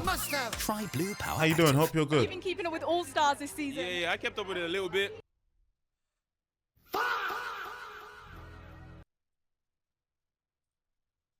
was all right. It was okay. You know, I expected Grace and Luca to win, but it's shock. Casey won, but everybody's a winner, so it's all good. Are we getting a bit bored of it, or do we need like to revamp it? I feel like you should revamp it, man. Just get like people from other countries, like all over to do all the different Love Islands and just get them all in one. Because I feel like everybody knows each other. You know what it is? The fit is nice. I think where he went wrong for me personally is the hair, man. The hair, man. Oh, mamma mia. The hair, man. But anyways, let's keep going now. Or maybe I'm actually, you know what I mean? All these little things, and it's like I could It gauge joke, it, but so I you can get see it. and it's like, you know? Right. So you feel like, not to put words in, because, but I don't know if you felt this way. You feel like maybe her family didn't feel as if you were masculine. Yeah. So I think so simple as that. Probably. Yeah. I think, Wow. maybe eventually I think it probably came to a point where it was like that. So then, Dami, help me understand Wow. what happened, because just so everyone, if you're comfortable with me saying what happened. Yeah. I mean, the whole world knows. Yeah. This is true. This is true. So This is gonna be dark, man. This is it. This is where they talk about the Marlon situation, man. Oh my God. I just feel so sorry for him, bro. This is so dark, man. for the 5 people who don't know, I want to give just a little bit of the detail. Is that so? In July 2025, you and Indiyah had celebrated your 3-year anniversary. Yeah. Okay, so you're 3 years into your anniversary. Then December 3rd, 2025, Indiyah was spotted kissing inside UK star Marlon Garcia. And this was at the Series 3 wrap party for Inside, which is a Netflix reality competition show by the Sidemen. So this happens on December 3rd. Mm-hmm. When did you find out? I probably found out probably on December 5th. 2 days and it later. was just because of just a chain of events of things just didn't make sense. And I'm too clued in not to, figure stuff out, especially because I've been with you for so long. And I think eventually she obviously came forward and, said this had been what happened. And for me, I had to process it. And I'm like, I'm processing it privately. Like, no one knows this is happening. So it was a thing for me, like, it was just like a situation of like, stories just wasn't adding up. And just to keep it short, it just wasn't adding up. And then eventually she came forward to tell me. And then we just had to like, obviously I said, I can't be in this relationship. But at the same time, I know, we have this public relationship. I think it became to a point where it's like, there's times where it was like, she'd be on Snap or something and she'd like say something about her her mental health right now is, in a bad place. And I would be trying to process this, but in my way, I needed to get out of the space that we lived in because we still had to live together. Oh, that's right. You're still living together. Right. Yeah, we still live. So all right. So damn. All right. Man. All right. Hey, this is crazy. Happening. So it was a thing for me, like, it was just like a situation of like, stories just wasn't adding up. And just to keep it short, it just wasn't adding up. And then eventually she came forward to tell me. And then we just had to like, obviously I said, I can't be in this relationship. But at the same time, I know, we have this public relationship. I think it became to a point where it's like, there's times where it was like, she'd be on Snap or something and she'd like say something about her mental health right now is, in a bad place. And I would be trying to process this, but. Hey, Huss, there's on Twitch, you can actually rewind my stream if you want, by the way, if you're on desktop. In my way, I needed to get out of the space that we lived in because we still had to live together. Oh, that's right. You're still living together. Oh. Yeah, we still live. So all right. So damn. All right. I'm all right. This is complicated. Yeah, it's very complicated. But you said already before you were clued in Swear Shadow. Things didn't feel right in December. No, things didn't that. feel right in the sense of that night that she went out and when she came back. It was like, you have this thing of like, oh, if you go out, you just text and you say, oh, what you're doing, but you've gone now for the whole night, not said anything. And it's like, that doesn't make sense, because you would. I was with you in the morning. You know what I mean? We literally came back with you in the morning, so it's like, we've helped you put your outfit on, we've done all this stuff. So then you've gone out, and then come back. The story don't make sense when I'm asking, like, where you be? Like, so you were at home. yeah. And then what time did she come back?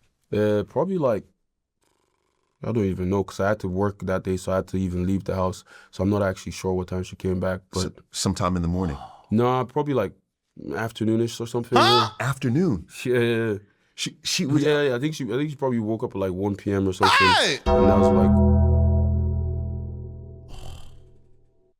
Bro, this is so dark, man. So where did she go? Wait, don't tell me there's more. Don't tell me there's more to this. Oh no. when I got the text and she just like crashed out and she was blah blah blah. So she more was than a gone. kiss? You wake up. You leave to go to work. She's still not back home. So at That's dark. No, that's actually so dark. Oh my days, bro. I feel for Dami, man. this point, you feel, all right, something's up. Yeah, it's not even like a straightway thing. Oh, something has happened. It's more of like, yeah, things happen. I mean, you can go out, get drunk, and you know what I mean, you just crash out. You know what I mean? I understand that. Like, I understand how to have fun, so it's okay. I get that. All right, so can I play devil's advocate? Yeah, though? play devil's advocate. Because I think you might be giving yourself a little bit too much grace on this one. All right, so I mean, I've been married for 20 something. Yeah. You feel for Dami, but you mocked him at that one party, bro. Look, listen, you see me, my mouth, I can't control it sometimes. Like, bro, especially when it comes to bantering. If you banter me, I'm gonna give it right back to you. And bro, I have no filter. If you come for me, I have no filters. So the rule of the game is don't come for me. If you come for me, I might say something, it might hurt you. So just don't come for me. That's it. You know? That's right. But if I'm 3 to 4 years into a committed relationship where I live with someone, we have established boundaries. Yes. Oh, let me tell you this about. Hold on. Stop my flow. Hold on. Can I play devil's advocate? Yeah, though? play devil's advocate. Because I think you might be giving yourself a little bit too much grace on this one. All right, so I mean, I've been married for 20 something years, right? But if I'm 3 to 4 years into a committed relationship where I live with someone, we have established boundaries. Yes. Yeah. And my partner goes out and she doesn't come home.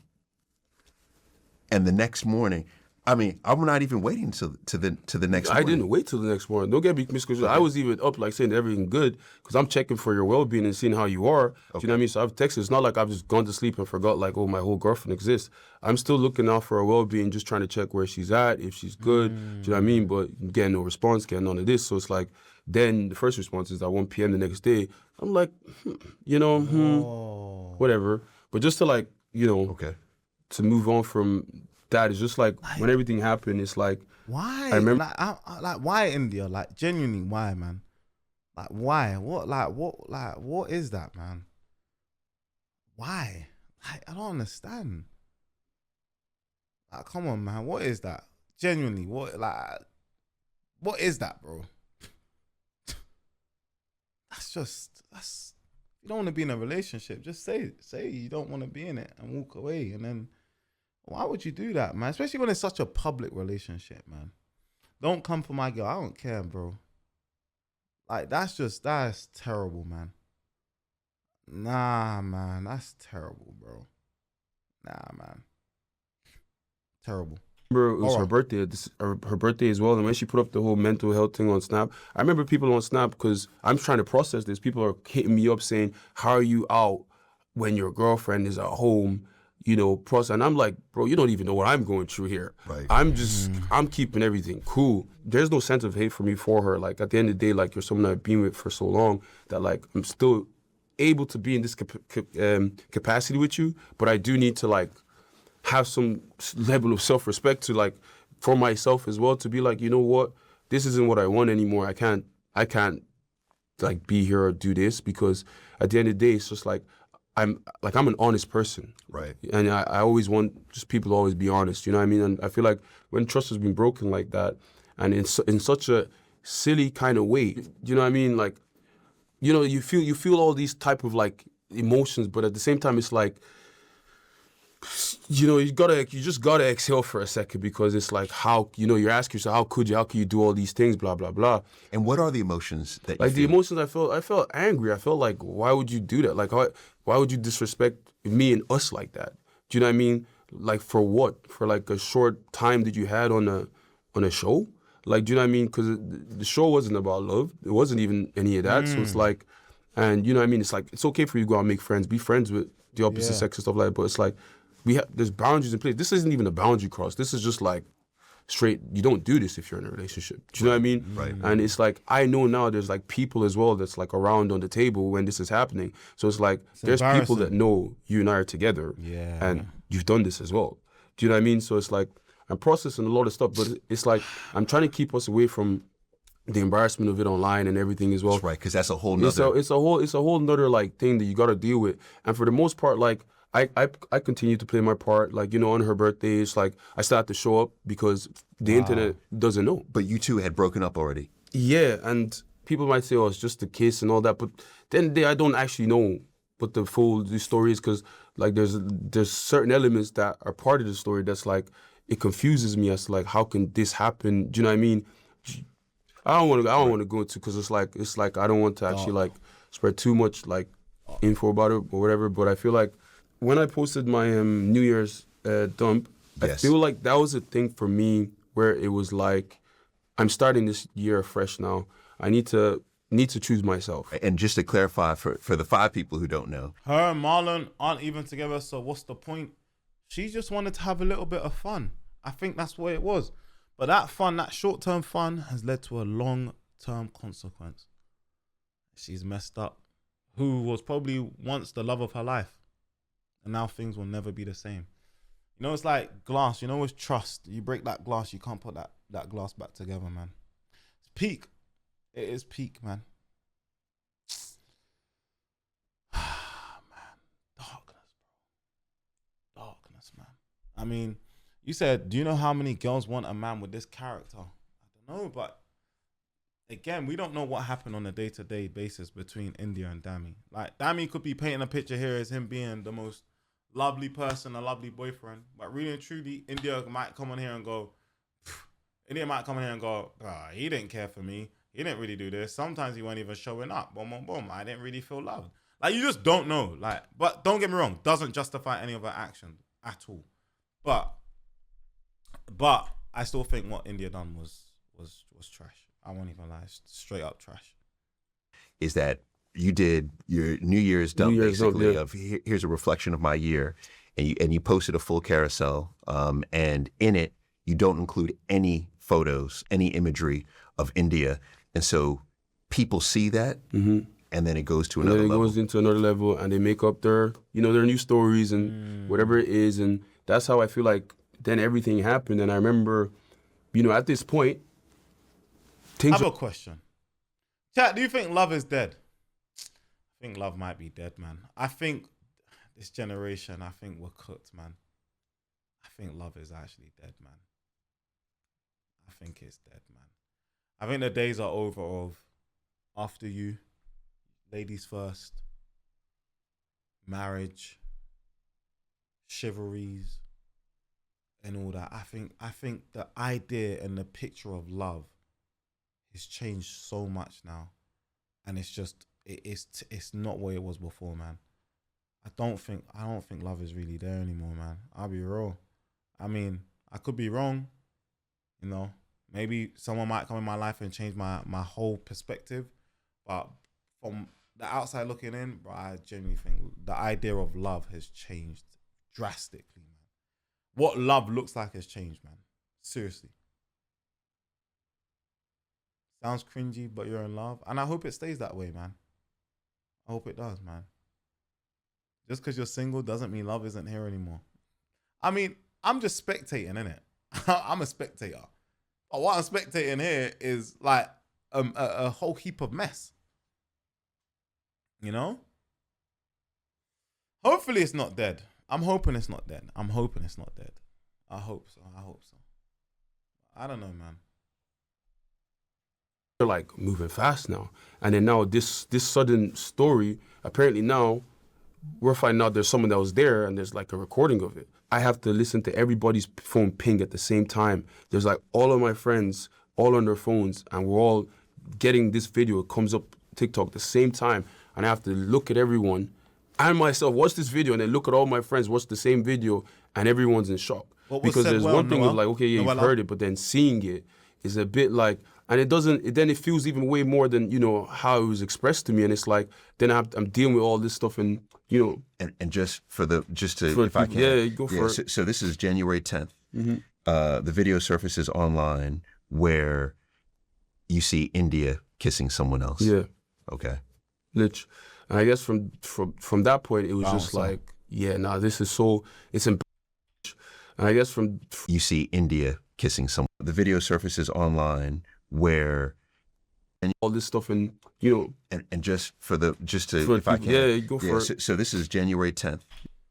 January 10th, yeah? I want to know how did he see it? Was it Bouncer that broke it to him? Let's have a look. January the 10th. Oh, bro, this guy uploads like 100 videos a day. Oh my gosh, I'm going to be his 1, 2, 3. Nah, he was eating. Oh my. Nah, Bouncer was eating. Dami and Indiyah, I'm giving you 24 hours public service announcement. So when he got hold on. A public service. Dami found out on 10th of January. So, okay. Then Bouncer comes out on the 11th. And then that's when he then doubled down. Oh, the 10th. There's a video. Okay, here's a 10th. Right, so this is it. There's a video of Indiyah and Marlon kissing. Oh. The video surfaces online where you see Indiyah kissing someone else. Yeah. Okay. Literally. And I guess from 3 years relationship and you didn't think to get married her. You must have just joined Abby. He literally said he wanted to marry her. They spoke about marriage. From that point, it was just like, yeah, nah, this is so, it's embarrassing and then it's just disrespectful.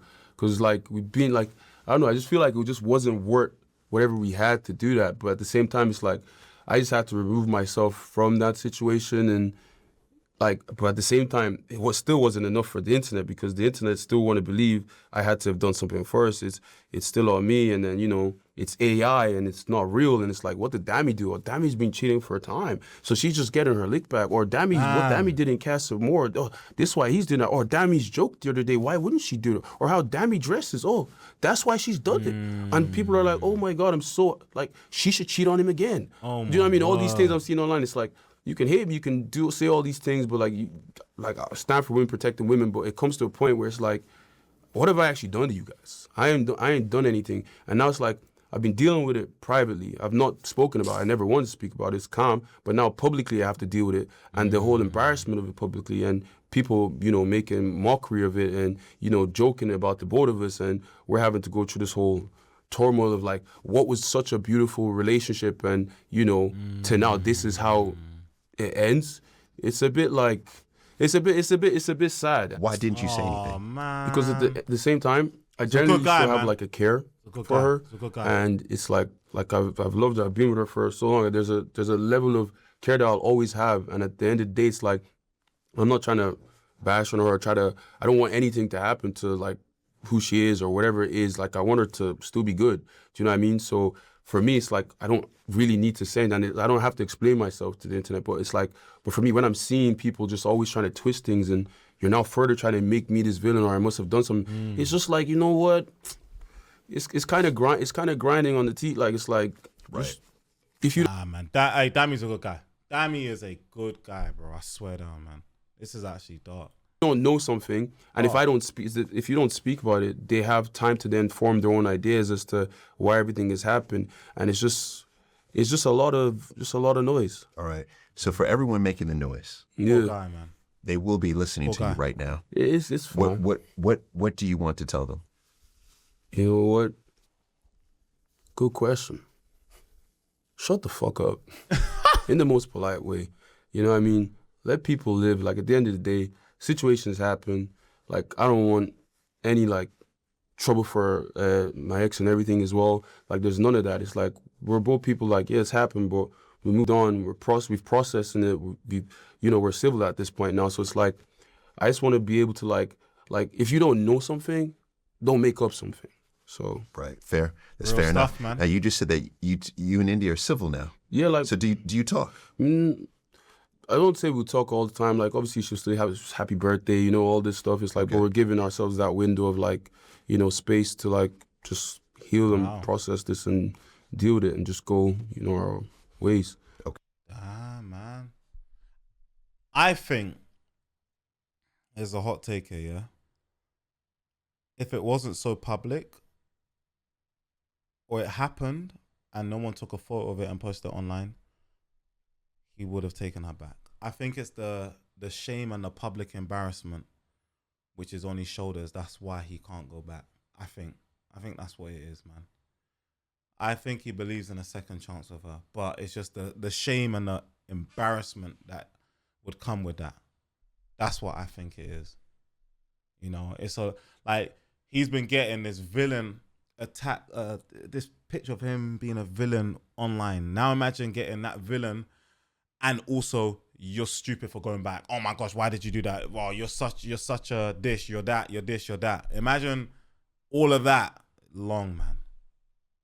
Deep down, he obviously cares for her, man. Like, he really likes her. He has heart for her. Like, he's a good guy. He's got good intentions. The fact that he's saying, like, basically saying here, don't give her hate. Like, just let her be. It is what it is. Move on. Like, that shows everything about his character. I won't even lie to you, man. Like, you actually got to give it to him there. For real. For real, man. Damn, man. Okay. Okay. And what it sounds like is, and you actually said it, is that you wish her the best. Yeah, and you want the best for her. Yeah. Yeah. Good now, a lot of, I think what's oh, well, everyone's just coming for Indiyah. Y'all haven't heard her own side of the story. This is what I mean, bro. Okay. This is like a murderer shooting someone in the middle of the road. Pop! And you've seen them with the gun. Pop! And then you go, and the person who just got shot, attempted murder, the person who just got shot survives, and they then tell their story. You then go, but wait, we haven't heard the other person's story. Bro, you literally just saw them shoot them right in front of you. Like, hello? What? Bro, please, man. Please. If you're going to type in the chat, please have some brain cells. I beg you. Leave the non-brain cells for the TikTok comments. This is live chat, bro. Like, have some brain cells, man. Come on, man. happening now is probably because Inside UK is on. It's on air right now. Do you watch it? No, I didn't watch it. It's just whatever comes up on TikToks, but I just because the whole time, bro, you can't even scroll out all these little edits and people tagging me and stuff. So those are the only things that I would see, but don't really have any reason to watch this one. You know what I mean? Yeah. I feel like there's no reason to really watch it, so it's cool. Yeah, I appreciate you just sharing that because it was interesting. I was talking to a friend of mine who said, "Oh my God, I can't believe Dami is coming in. He's never said anything about the relationship. I can't wait to hear his opinion." And I think from his perspective, he said that, you know, the community really lifted the two of you up. Yeah. And I think that you both gave a lot of inspiration and hope to a lot of people.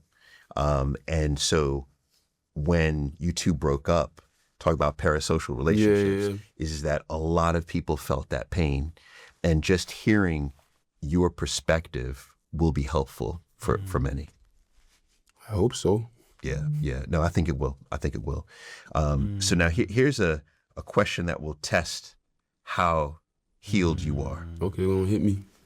I feel like I know what you're going to say. You know what I'm going to say? You know what I'm going to say? What's he gonna say? All right, let me say it. Have you thought about dating again? Yeah. Wow.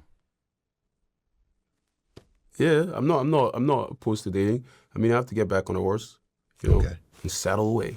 And saddle?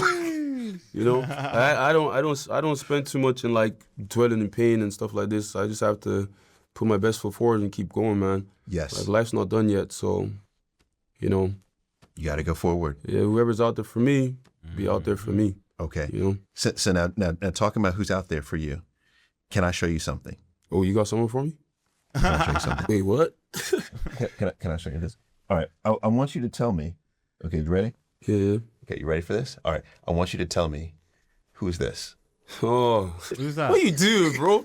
That's just my bestie, bro. She's This like your my bestie? That's my bestie, Uch, man. Who's Like my that? older sister. All right. Yeah. Because Yeah, I put on a date. Yeah, I was just joshing. I was see, trolling, bro. see what you do? Yeah, but You that's do this. because people been putting us together and banding us together for so long and saying that we've been having a secret relationship and an affair, but really and truly, that's just being my Who's bestie. that? Yeah. Like, you know what I mean? Like I have a whole lot of friends in the industry, and it's like anytime I'm with women that are very beautiful, pretty, they want to pin it that, oh no, they're definitely doing something. They have to be doing something.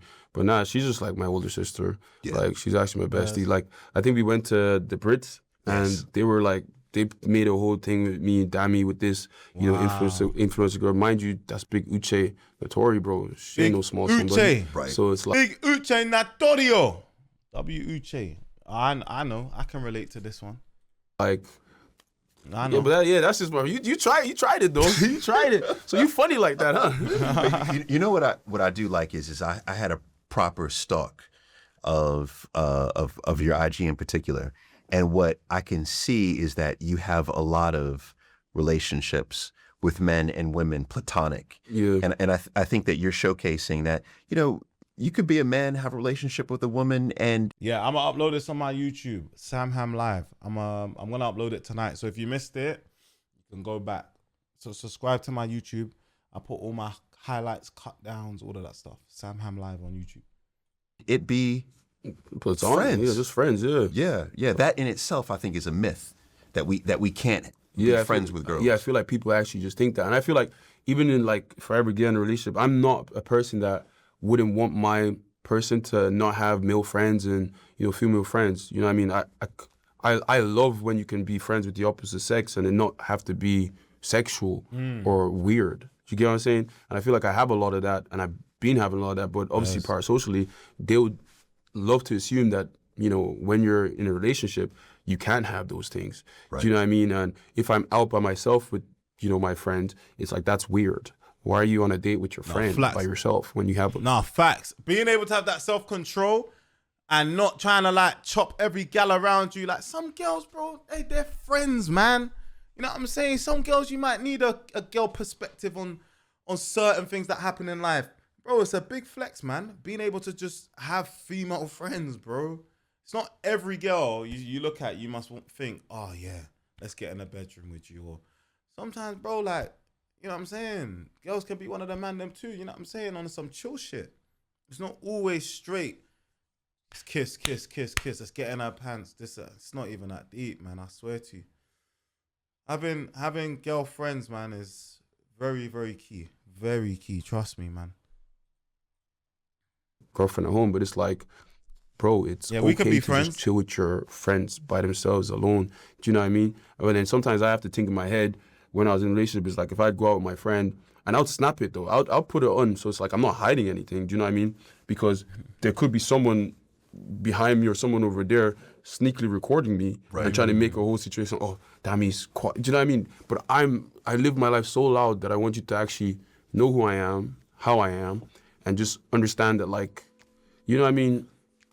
Free will. Free will. Free will. Hey there. Hey, don't be whispering in my ears. Get back to this, please. What's that?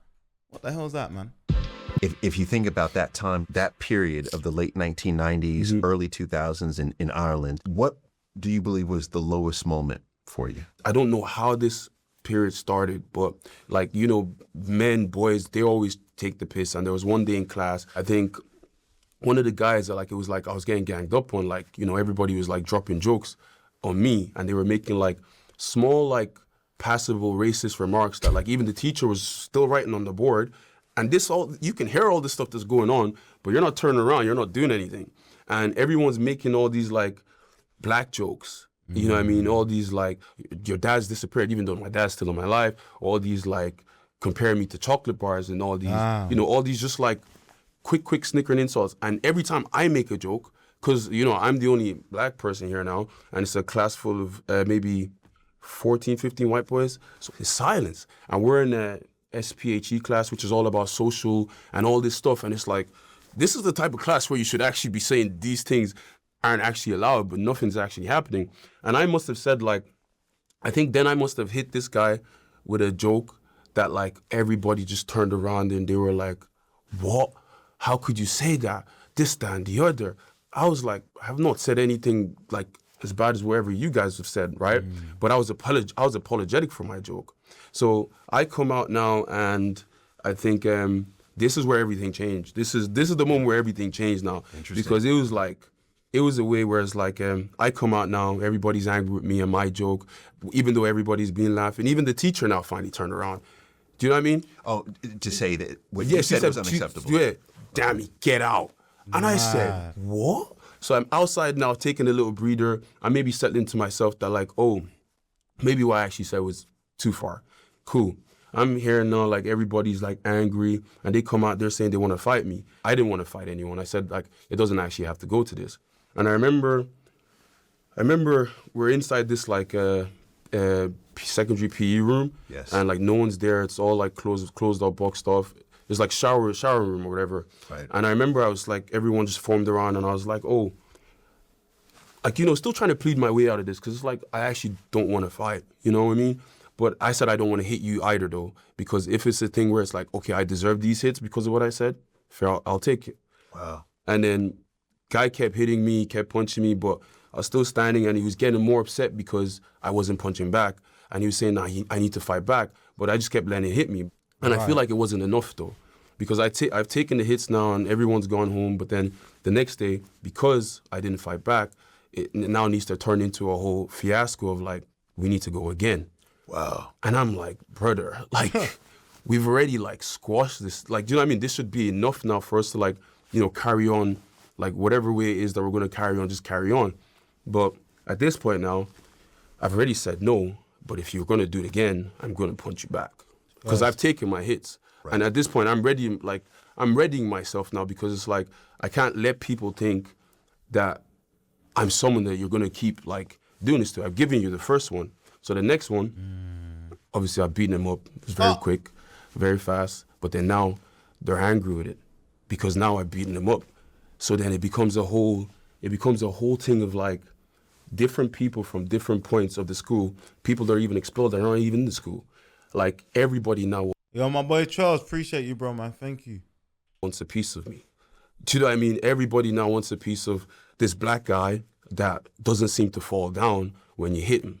And I remember some guy went on Facebook at the time, and obviously on Facebook, everybody can see what everyone's saying. Yeah. And he was like, oh, this chocolate bar is going to get it tomorrow. What? Or this Kit Kat, whatever, blah, blah, blah. And I'm seeing over, like, what, 200 likes. And these are all it's from the school. And at this point, I'm not telling my parents about this. Like, there's no one that can really, like, go to my siblings are young. It's just me.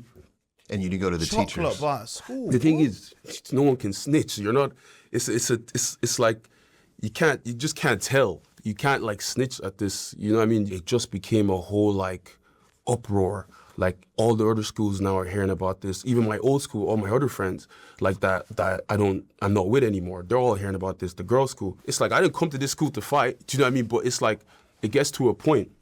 And I remember the last fight that I ever had to have was with this kid that was expelled. And I remember the vice principal at the school, he brought me into his office, because I feel like the older years, they met me outside, and they've obviously been hearing about, you know, all these fights, and they felt sorry for me. He was like, Dami, like, I'm hearing all this stuff that's happening, and honestly, this is what he said. He said, honestly, if you're gonna fight, just don't do it in your uniform.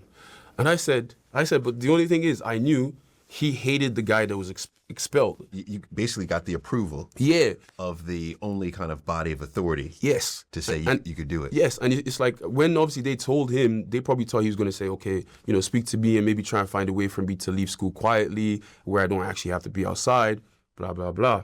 I must have been walking out, and it was the school bell rang, and we're all walking down, and it's like, it was a whole swarm of people, like, even parents, like, school buses were not going to move. Like, everybody, like, stood still just to come and see what was happening. It was like over, I'd say, like 400, like 500 people just coming to to watch you fight. To watch, because the thing is, I was making so much news about everybody that I was beating up, and obviously now everybody now wanted to see this person that everyone keeps talking about. Right. And it's become this whole spectacle of like, oh, why doesn't he, like, why is no one able to beat him up? Why is he this, that, and the other?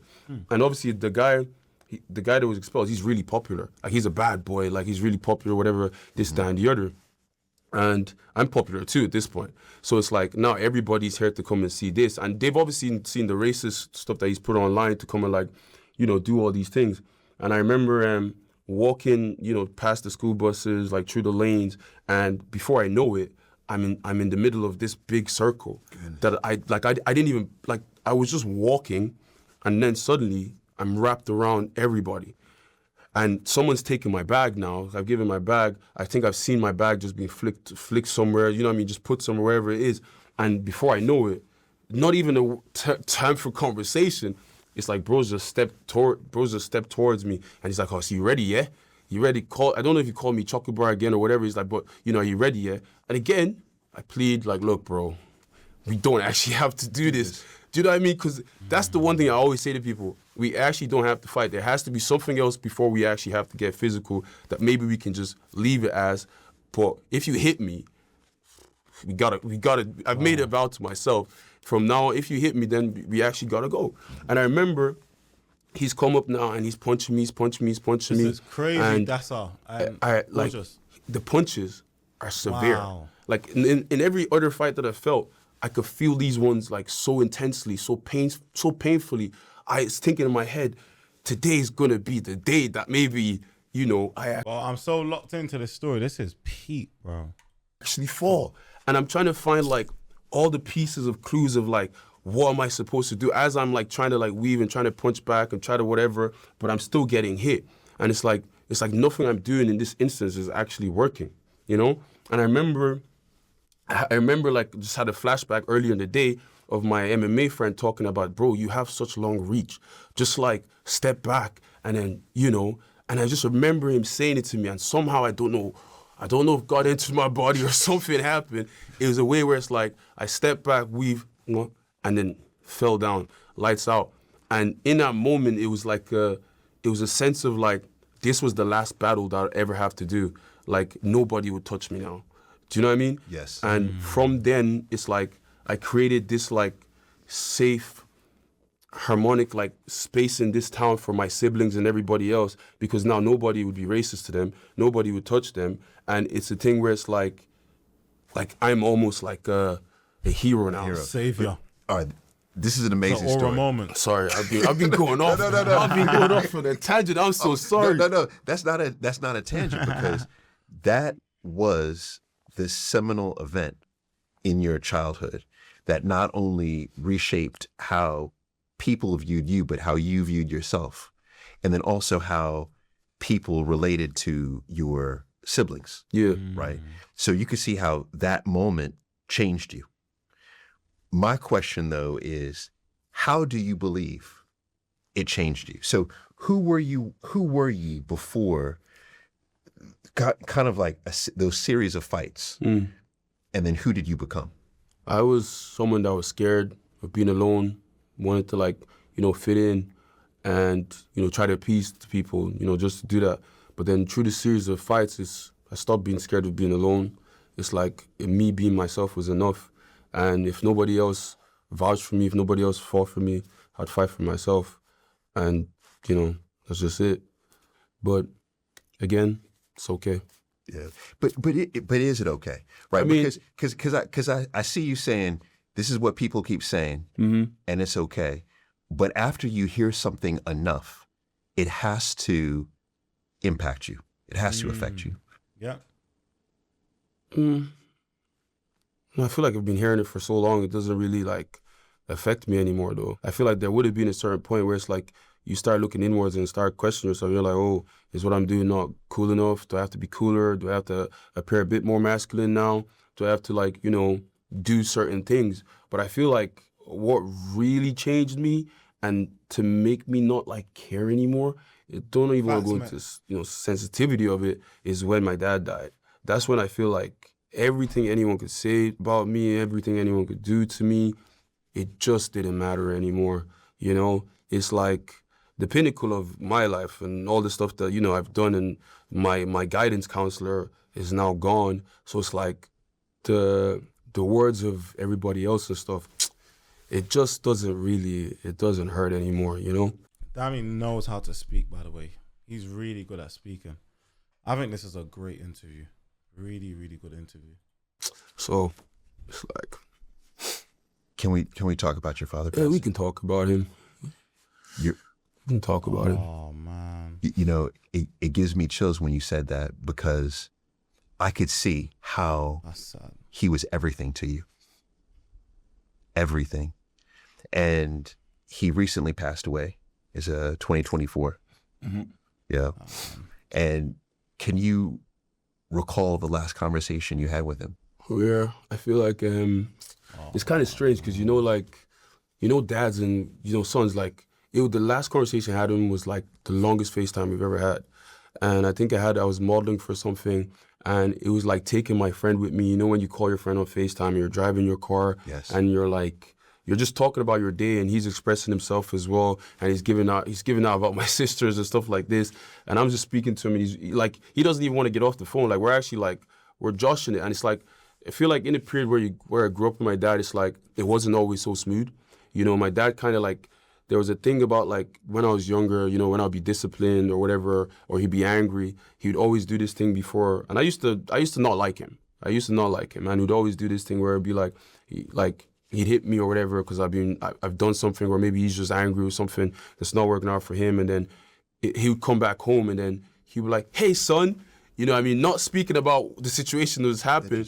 And I remember, like, I feel like for a long time in my life, it's like I learned to forgive people even when they don't say sorry, and I feel like I kind of hold on to that.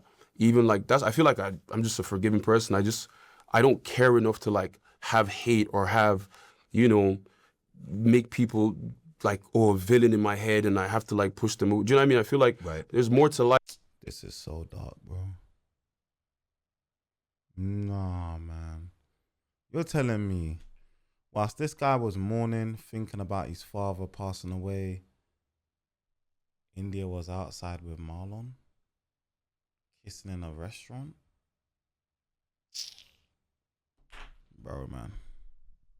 This is darkness, G. Darkness, bro. Dark. Peak, man. Then, you know what I mean? Like, I think my heart is very bright. You know what I mean? There's no way you can go in there and it's dark. You know what I mean? So I feel like that carried on into probably, certain aspects of, my relationship and whatever it is. But yeah, the last conversation with my dad, it was that. And I remember I was at the Mobos, and I was presenting for a while, and I was presenting at the Mobos at that time, 2024.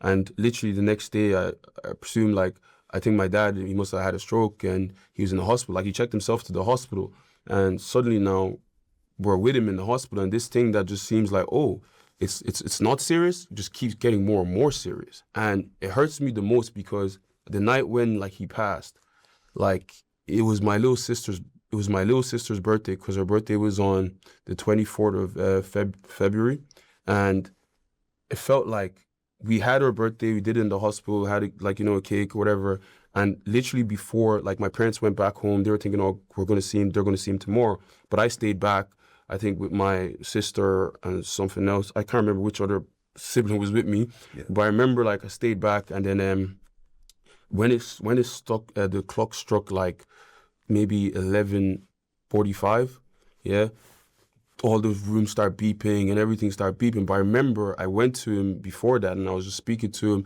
and obviously he's not able to respond to me now. He's in a bad place that I've never seen my dad like this before, and it's kind of horrifying, because this person that was literally speaking to the other day, and we were joshing up, and I didn't know that was going to be the last conversation that we'd be able to have where he'd speak to me. And we had that, but then it's here, I'm trying to speak to him, I'm trying to pray life back into him. I'm trying to plead with God and just say, please. You know what I mean? Just. Oh, man. That's dark. And I'll tell you what. You know when you just plead. Yeah. Like, I've never had my heart broken before.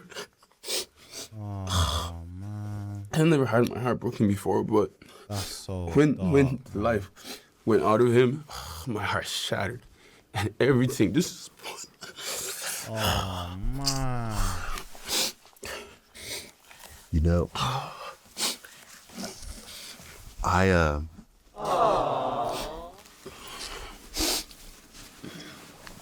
you know, Shit is sad, bro. that's my greatest fear.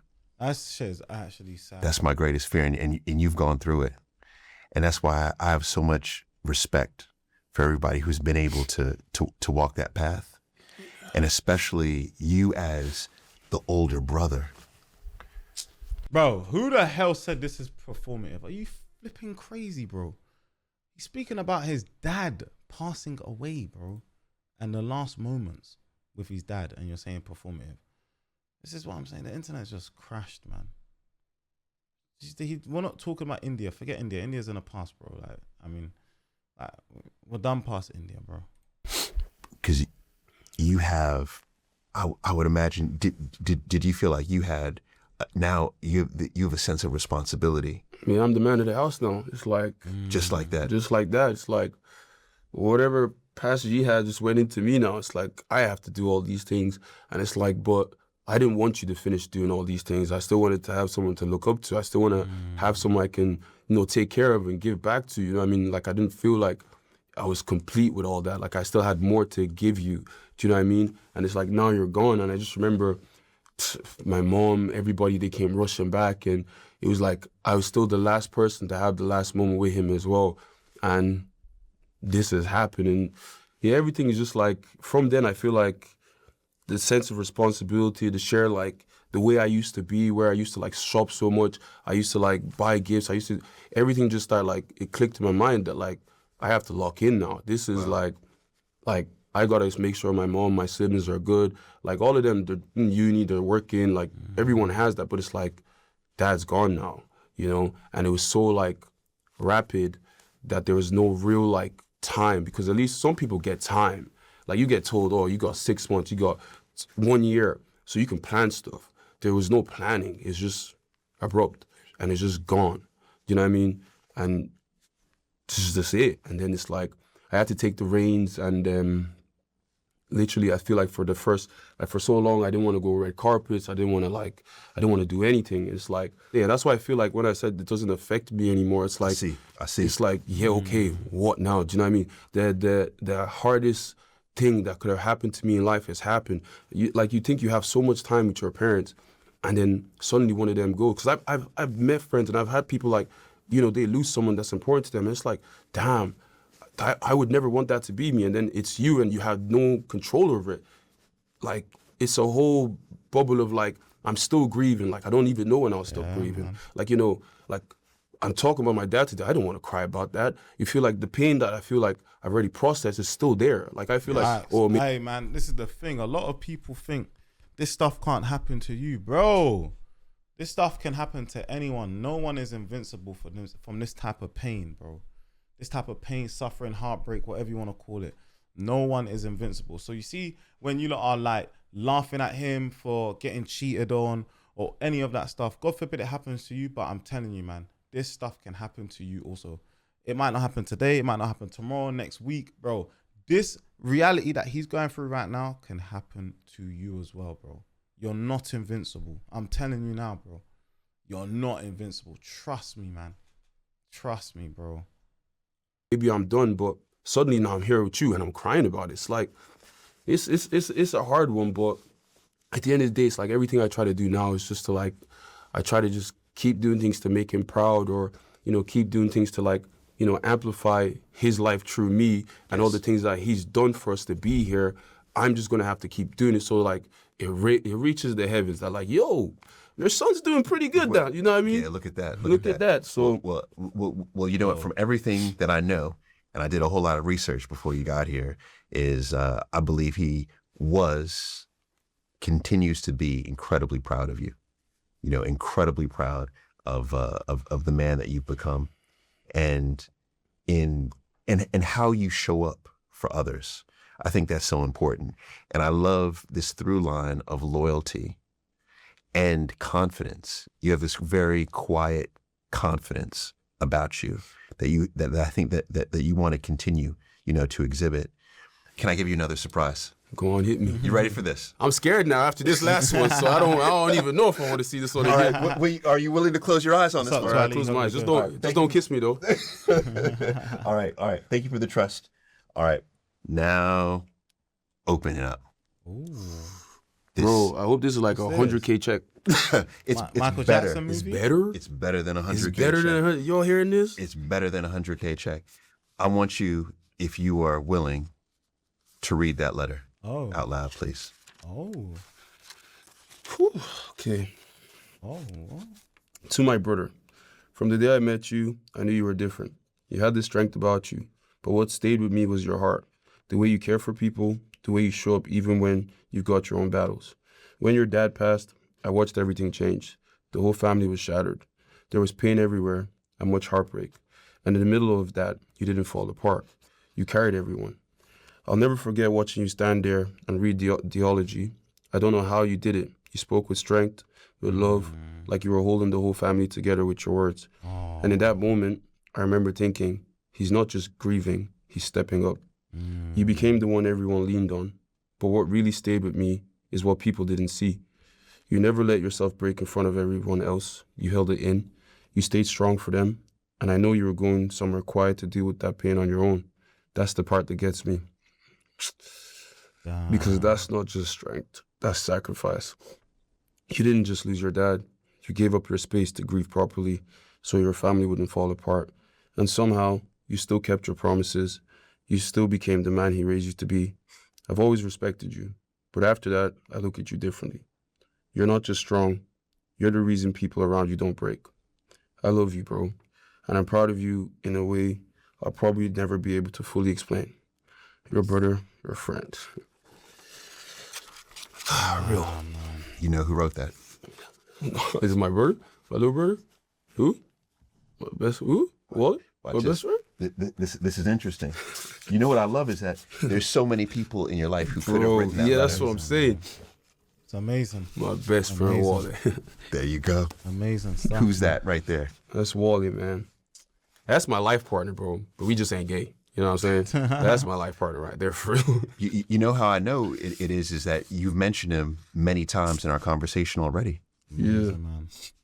He's been with you at these inflection points in your life. And what's interesting to me, and I think this is a showcase of great friends, is that every time there was an inflection point, your relationship became even stronger. Not real. Very real. Shout out Wally though. Shout out my boy. Yeah. I tell you what, I will hold on to that, but I'll give that to you. Damn, bro nearly got me crying again on, bro. What are you doing?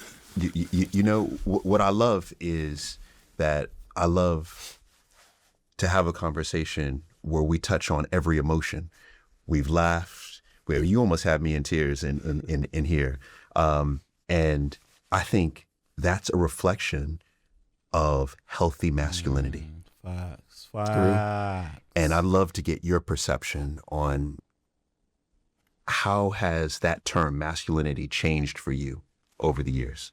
I feel like the term masculine for me is the freedom in owning your masculinity, even if it might be flamboyant sometimes or it might be a little sassy. It's like men have attitude too. And it's like being able to like express that in a way that you're confident with and comfortable, you know. And I feel like over the years, it's touched me in ways in how I dress, how I speak. You know, I'm part of the girls. You know, all these little things that like, you know, people might deem as zesty, sassy, all these stuff. It's like, I'm still a very masculine man. I get shit done. I pay the bills. I do the stuff that I need to do. But at the same Talk your time, shit, man. my personality is going to shine through. And even if my masculinity might seem shaky to you, it's not, because it's still masculine. Like every fiber, every part of me, however way you may deem it, is still very masculine. You know what I mean? It doesn't take away from it doesn't take away from my masculinity. Yeah, you know, so a lot of people ask me, how do I define masculinity? Yeah. Because I think for a lot of people it's hard, especially nowadays. And to me, what masculinity is it is strength that's not rigid. Yeah. You know, responsibility that's still emotionally aware and emotionally connected. To me, that's you. To me, yeah. That's you. And I think when people say, "Yeah, this guy Dami, hope he's not a masculine guy," I think that they are throwing back to a very toxic version of what masculinity used to be thought of. Right? You are the way forward, and I think that's why I was so excited to talk to you, because I wanted to see it for real. Yeah. Right? I feel like you got a little bit of me and you too, man. I feel like we kind of one and the same. Oh man, I think we're very similar. Yeah. I'm a little upset because you outdressed me today. Nah, you looking fly too, bro. You got the little Rick Dog Mars, bro. You see? I mean, but I see the whole situation, which means that we have to talk about fashion a little bit. Yeah. Just a little bit. You can touch on it. When did fashion become important to you? I feel like when I taught university, and it wasn't just like fashion is just clothes. It was more so like how I would change my hair color, how I would like try and relax it, how I would try and get jerry curls, and it became. Oh, you had a jerry curl? Yeah, bro. I was running that stuff back in uni, thinking that was the really? shit. With the activator, bro. Activator, that shit was bouncing. It was bouncing, bro. And I remember, bro, like back when I was at uni, I feel like there was just like. There's a level of expression that was free. I'd get an eyebrow piercing. Yeah. I'd like do things that just felt expressive, and I feel like then it just tapped into like from that into clothes. Like I'd look at myself in the mirror. May 15th, listening party confirmed. Let me put that on my calendar now. Clear your diaries. May 14th at 11:59 p.m. We're here. Don't be anywhere else. We're here. You already know. Don't worry. You already know what's happening, man. You already know. And you'd put like sport core and smart together, and seeing how they like sit together, and you look and you're like, it's kind of eat. And then it became a whole like thing of like experimenting. And I feel like with science as well, there's a science to fashion too. Right. So it's like you got to experiment with different things, and you got to like try things. And at first they might be the worst experiments, but to you feel confident and you feel like good. And I feel like over the years, like when I look back at some of the stuff I was wearing, I'm just like, bro, that ain't really it. But now it's like, I just kept going out, and I kept wearing my own clothes, and I started looking at everyone else, and no one else was dressing like me. And then it started making me feel like, I'm special, I'm unique. Because it's like, like fashion is subjective, right? But it's like when you wear something, so it's like you're bringing your own identity into your clothes. So like when people see you, the first thing is like, oh, like he looks, you could have no money in your account, and you dress good. Yes. You look like the richest person in the room. So it's like there is like an identity to like who you're trying to become and who you want to be, that when you're wearing your clothes, that like I was always trying to like be a part, be a part of, is making me stepping into this character and this person that I actually am. Yes. Do you know what I mean? Can we touch on something? You just said something that I tell my boys all the time. Because I have Dami, you will appreciate this. I have a full bedroom that I've converted into my into my wardrobe. Damn, how big your house? Okay, sir. Okay, so now, come on. Okay, I've been on TV for a while, but a full room, right? And then I've taken over the landing as well, right? Okay. And I go into my situation. I've got everything color coordinated, everything right set up, everything nicely, and my boys are like, "Dad, like, what are you doing?" And I said, I never want to go anywhere where someone looks like I look. Real. Right? And you just said the same thing. Why do we feel this way? Because, bro, we're special, we're unique. you want to feel like, it's like everyone can dress the way they dress, like, but I just don't ever want to go somewhere and someone has the same identity as me, bro. It's like we're standing in our own power by the way we dress. You know what I mean? Yes. So you feel, because this is how I feel too, it's an expression. Yes. It's me boldly saying, this is who I am. Yes. And I don't know if you feel this way too, but I feel as if I'm also saying, take me for what you see, and if you don't like it. That's literally it. Yeah. But people always like it though. That's the thing. That's the thing though. They always like it though. Yes, man. They always do though. It's always more. It's always more to like it than not. They're not true. It's true. It's so true. This So is like, if you know yourself, like it's like for me, it's like when I'm wearing clothes, I don't go out thinking, oh, someone's gonna notice me and stuff and all these things. But the people that do come up, they be like, oh my God, bro, you dress so sick, you dress like this, and it's like been happening from even before I went on the show. So it's like, and then now it's just amplified. Yeah. Right. I mean, so this is you. This is truly, authentically you. So is this how you started to get into fashion? Because you have your own fashion line. Yeah, I have my own fashion line. Okay, let's speak on it. Yeah, Snow Bunny, and I feel Snow like Bunny. for me, even the name, since we just touched on it, since we're here and we're speaking about everything, I feel like for me, I like the name because I thought it was sexy. Okay. Yeah, and I know the name obviously has one meaning of that, but that's the derogative term that people Ain't just made up. snowing. He ain't I think snowing. there's a couple meanings though. Yeah, there's a lot of meaning. And Nobody, there's the actual meaning of like a novice skier. Yes. That's the actual real meaning in the dictionary. It means a novice skier. And I remember when I was making it, I had like this idea to put like a rabbit in a balaclava. And I was like, this is my first like drawing of it or whatever. And I know there's controversy to it. Like, Yo, TikTok, I'm not even making this up, but you can see I got a warning. Look, you can't even gift on my stream because, they've warned me. So, I'm going to end my TikTok stream. If you guys want to watch the rest of this, there's about 10 minutes left or so. Come over to my Twitch. Love. I'll see you guys on Twitch. Samham on Twitch. Peace out. Look, try and gift. If you think I'm joking, try and gift something right now. It doesn't let you. They blocked me. Yeah, I don't know what's going on. It's fucked up. But yeah. All right. I get it, but I'm not someone that wants to be boxed in by things other people made up. Because at one point, someone has made it into this derogative term, right? But that's not what it means, and there's so many other meanings for it. So why can't I have it mean something that it means to me and not allow myself to be boxed up because of what everybody else thinks? Okay. Okay. And I feel like when I was making it, it was another form of expression of just doing whatever I want. And like the clothes that I'm making, it's like you have to introduce, like, obviously because we're living in the UK and you have to do like an introduction thing to it. So I start with like, track suits, we call them snow suits, you know what I mean? So we play on all that stuff. And then I feel like this year is when I actually go into the real advancement of like what I've actually been trying to create. Because, you create like from time. So it's like there's always building blocks to like show people what you're doing and stuff. Yeah, and I feel like it was a no-brainer for me not to have my own fashion brand. It was a no-brainer. It was always going to happen. Like, do you believe that is? I mean, I know you're a multi-hyphenate, so there's a lot that you do. Yeah. But do you think that fashion is going to become more and more part of your day-to-day? Yeah, I feel so. Yeah. Okay. Alongside everything else that I do want to do, still. Yeah. Okay. You like this guy? Love his mindset? Nah, he's a really, really, really good guy, man. Like this whole like interview has made me really appreciate who he is, man. Good guy, very good guy, very, very, very good guy. Him and Kai Cenat should collab. That's a great shout. Oh my gosh, Dami Hope x Kai Cenat. Wow. Let's be honest, they've both gone through, some form of heartbreak. They love fashion. Boy. Dami Hope and Kai Cenat. I think that'll be a great shout, man. They could make some really, really, really great ideas come to life. Like, I'm not even trying to make any jokes. I'm being serious. Like, serious. And Kai is big on, like, collabing with people in fashion, Damn. This could be wavy. Still.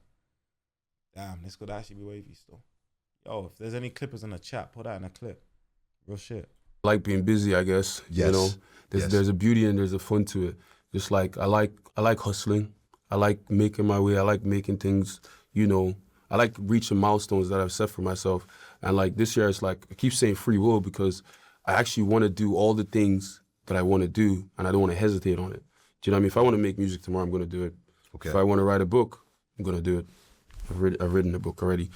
So it's like, with all these things that I want to do, I'm just going to do. All the things that I was passionate about that we were talking about from earlier, it's now time to like hone in on that as well and use my free will to experience all these things, whether it's traveling, whether it's all these things, trying all these new things.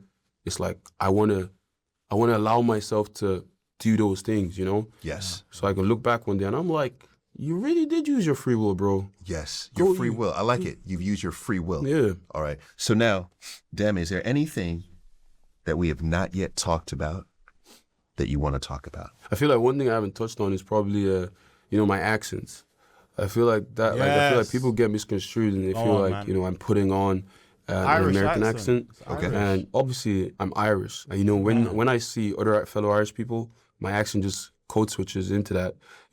But I feel like for me, when I speak clearly, like when I see like black people, Nigerian people, I go into the whole Niger accent, and they talk like this, and we move. It's a whole lot of code switch. And when we were growing up, like obviously my mom she was hard of hearing, so like sometimes it would be like a situation where like because obviously she's Yoruba fluent, obviously she speaks English, but at the same time it's like when you're speaking so fast and you have an Irish accent, it's like she's trying to read your lips and catch them, like so I would have to like slow down my words, and then it would sound like I'm American, but I'm not. I'm just trying to pronounce my words clearly. Right, you know what I mean? Like I can do the American accent and do all those things because I'll be doing that. You know what I'm saying? But it's just like when I speak clearly and people misconstrue that, oh nah, he's putting on an accent. Where's his Irish accent? I feel like people that don't know I'm from Ireland or whatever, they just firstly assume that he's trying to be American. But then there's thick Irish words you could be like,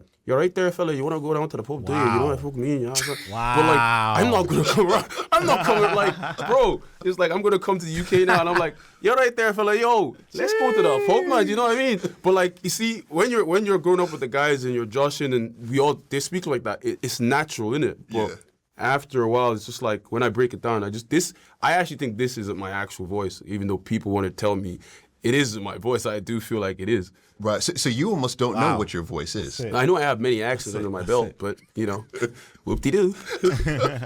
Oh my gosh. You know what's so wild to me about that is I feel like when people hear that term code switch, it seems like it's this negative thing. Yeah. Right. But from everything, I mean, one is if you are black, a matter of fact, I saw a study that showed that black professionals code switch 70 to 80% of the time. Yeah. Right. Yeah. But we're doing it as an adaptive strategy. Strategy, yeah. You know what I mean? Yeah. And so where white professionals code switch at a much lower percentage. Yeah. But now that I've been in the UK for about 8 years, I now can see how many people code switch into posh sounding. Yes. Especially in the professional Especially in the environment. first, I can tell you, fuck yeah. No, even myself, I'll be honest, myself included. When I listen to old Snapchats, of me, like when I used to work corporate, I used to go, oh my gosh, why do I sound so posh? Like I was well spoken, I'll be honest with you. But back then, oh my word, the code switch was mad. Whoa, when I did the Mr. Doodle stream, oh yeah, that's my hashtag ad voice, man. Come on, everyone's got that. Yes, I see it. Like I can see right through you guys. You know what I mean? Yeah, I was like, I see what you're doing. I see what you're doing, and they sound all sweet and nice. And then I try to do the posh because I've not been here for so long. It doesn't sound the same, And then, but I understand. I feel like there's an art form to code switching because sometimes it's actually helpful to be adaptive. Because if I go to Nigeria now and I'm in the market, and then I'm trying to do my accent and it sounds like I'm from abroad, but I'm trying to haggle. You know what I mean? They're gonna be trying to rip you. So I have to be like, hey, how far now this one now? How much is this one? Auntie, now please give me for, you know what I mean? Right. You gotta get in with the program to get what you want. It is. So it's adaptive. It's adaptive, yeah. Yeah. Very true, man. Fair enough. Fair enough. There you go. I'm glad we talked about that. All my days now. I'm a big Dami fan now. Oh, nah, bro. I swear down, I'm a big Dami fan. I like Dami a lot. I'm a big Dami fan, man. Big up Dami, man. I actually don't know. I feel like I touched on a lot of things, to be honest. And your questions were amazing. Thank you for allowing me to actually be here and I guess open up, You're welcome. Well, Dami Hope, can I say, you were incredible, my man. Thank you. You too, bro. I'm so happy to have met you. I mean, I don't know who this man is, but this guy's a great interviewer as well. Like really, really, really good interviewer, man. I'm so glad he didn't go on like these trash podcasts, man, where their whole objective is to make you look stupid. Like, I'm so glad he didn't go on one of those. This guy allowed him to speak, get his words out and all of that stuff, man. Like, and even the production, the cameras, the angle, it's just beautiful. Like, there wasn't no stupid clip farming or anything like that. This is like a mature interview. Like, this is really, really, really good, man. Genuinely. Really good, man. I.E. coming here before and ask you, Sam, how far waiting we can all coast it? Do you know what I'm saying? No, facts. When I'm gonna call you Wendy. Fact, when with Boo is a tongue twister. I'm gonna call you Wendy. Nah, this is really good, man. Very, very, very good still. I'm excited about what you're going to do in the future.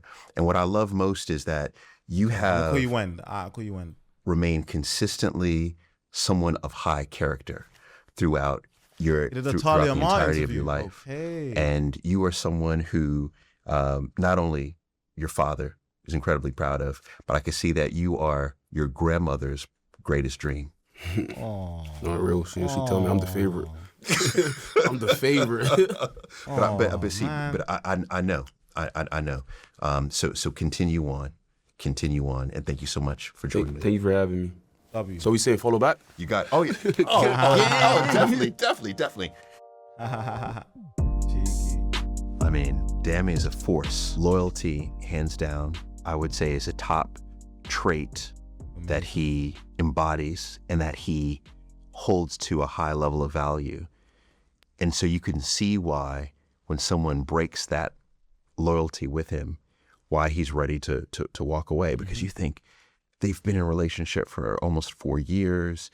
Many couples with therapy could work through that challenge, but he had no willingness to do it because of, I think, how much emphasis he places on loyalty. And that's his prerogative. It's hard to relinquish the memory of Dami crying over his father and how heartbreaking that moment was. And for me, that was the hardest part of this conversation, because I've trained myself to try to hold space, but I was fighting against it. I was literally, I was going over to him. And that was a challenge that I had as an interviewer. It's funny. He said, I see a little me in you. And I thought, I see a little me in you. Yeah. What's up, good people? If you've made it this far, let me tell you, I appreciate you. You are truly part of this community and you like long episodes. But quite honestly, this doesn't go unnoticed. Now, if you haven't already, I want you to hit subscribe. It's right here. And if you've really enjoyed this conversation, I'll subscribe. That was a great interview. Oh, so you made it to the end of the video? Well, you might as well just watch another one. Click one of these videos. Go on. Yeah, just do it. Look, I'm not watching. Just click one of them. Just do it.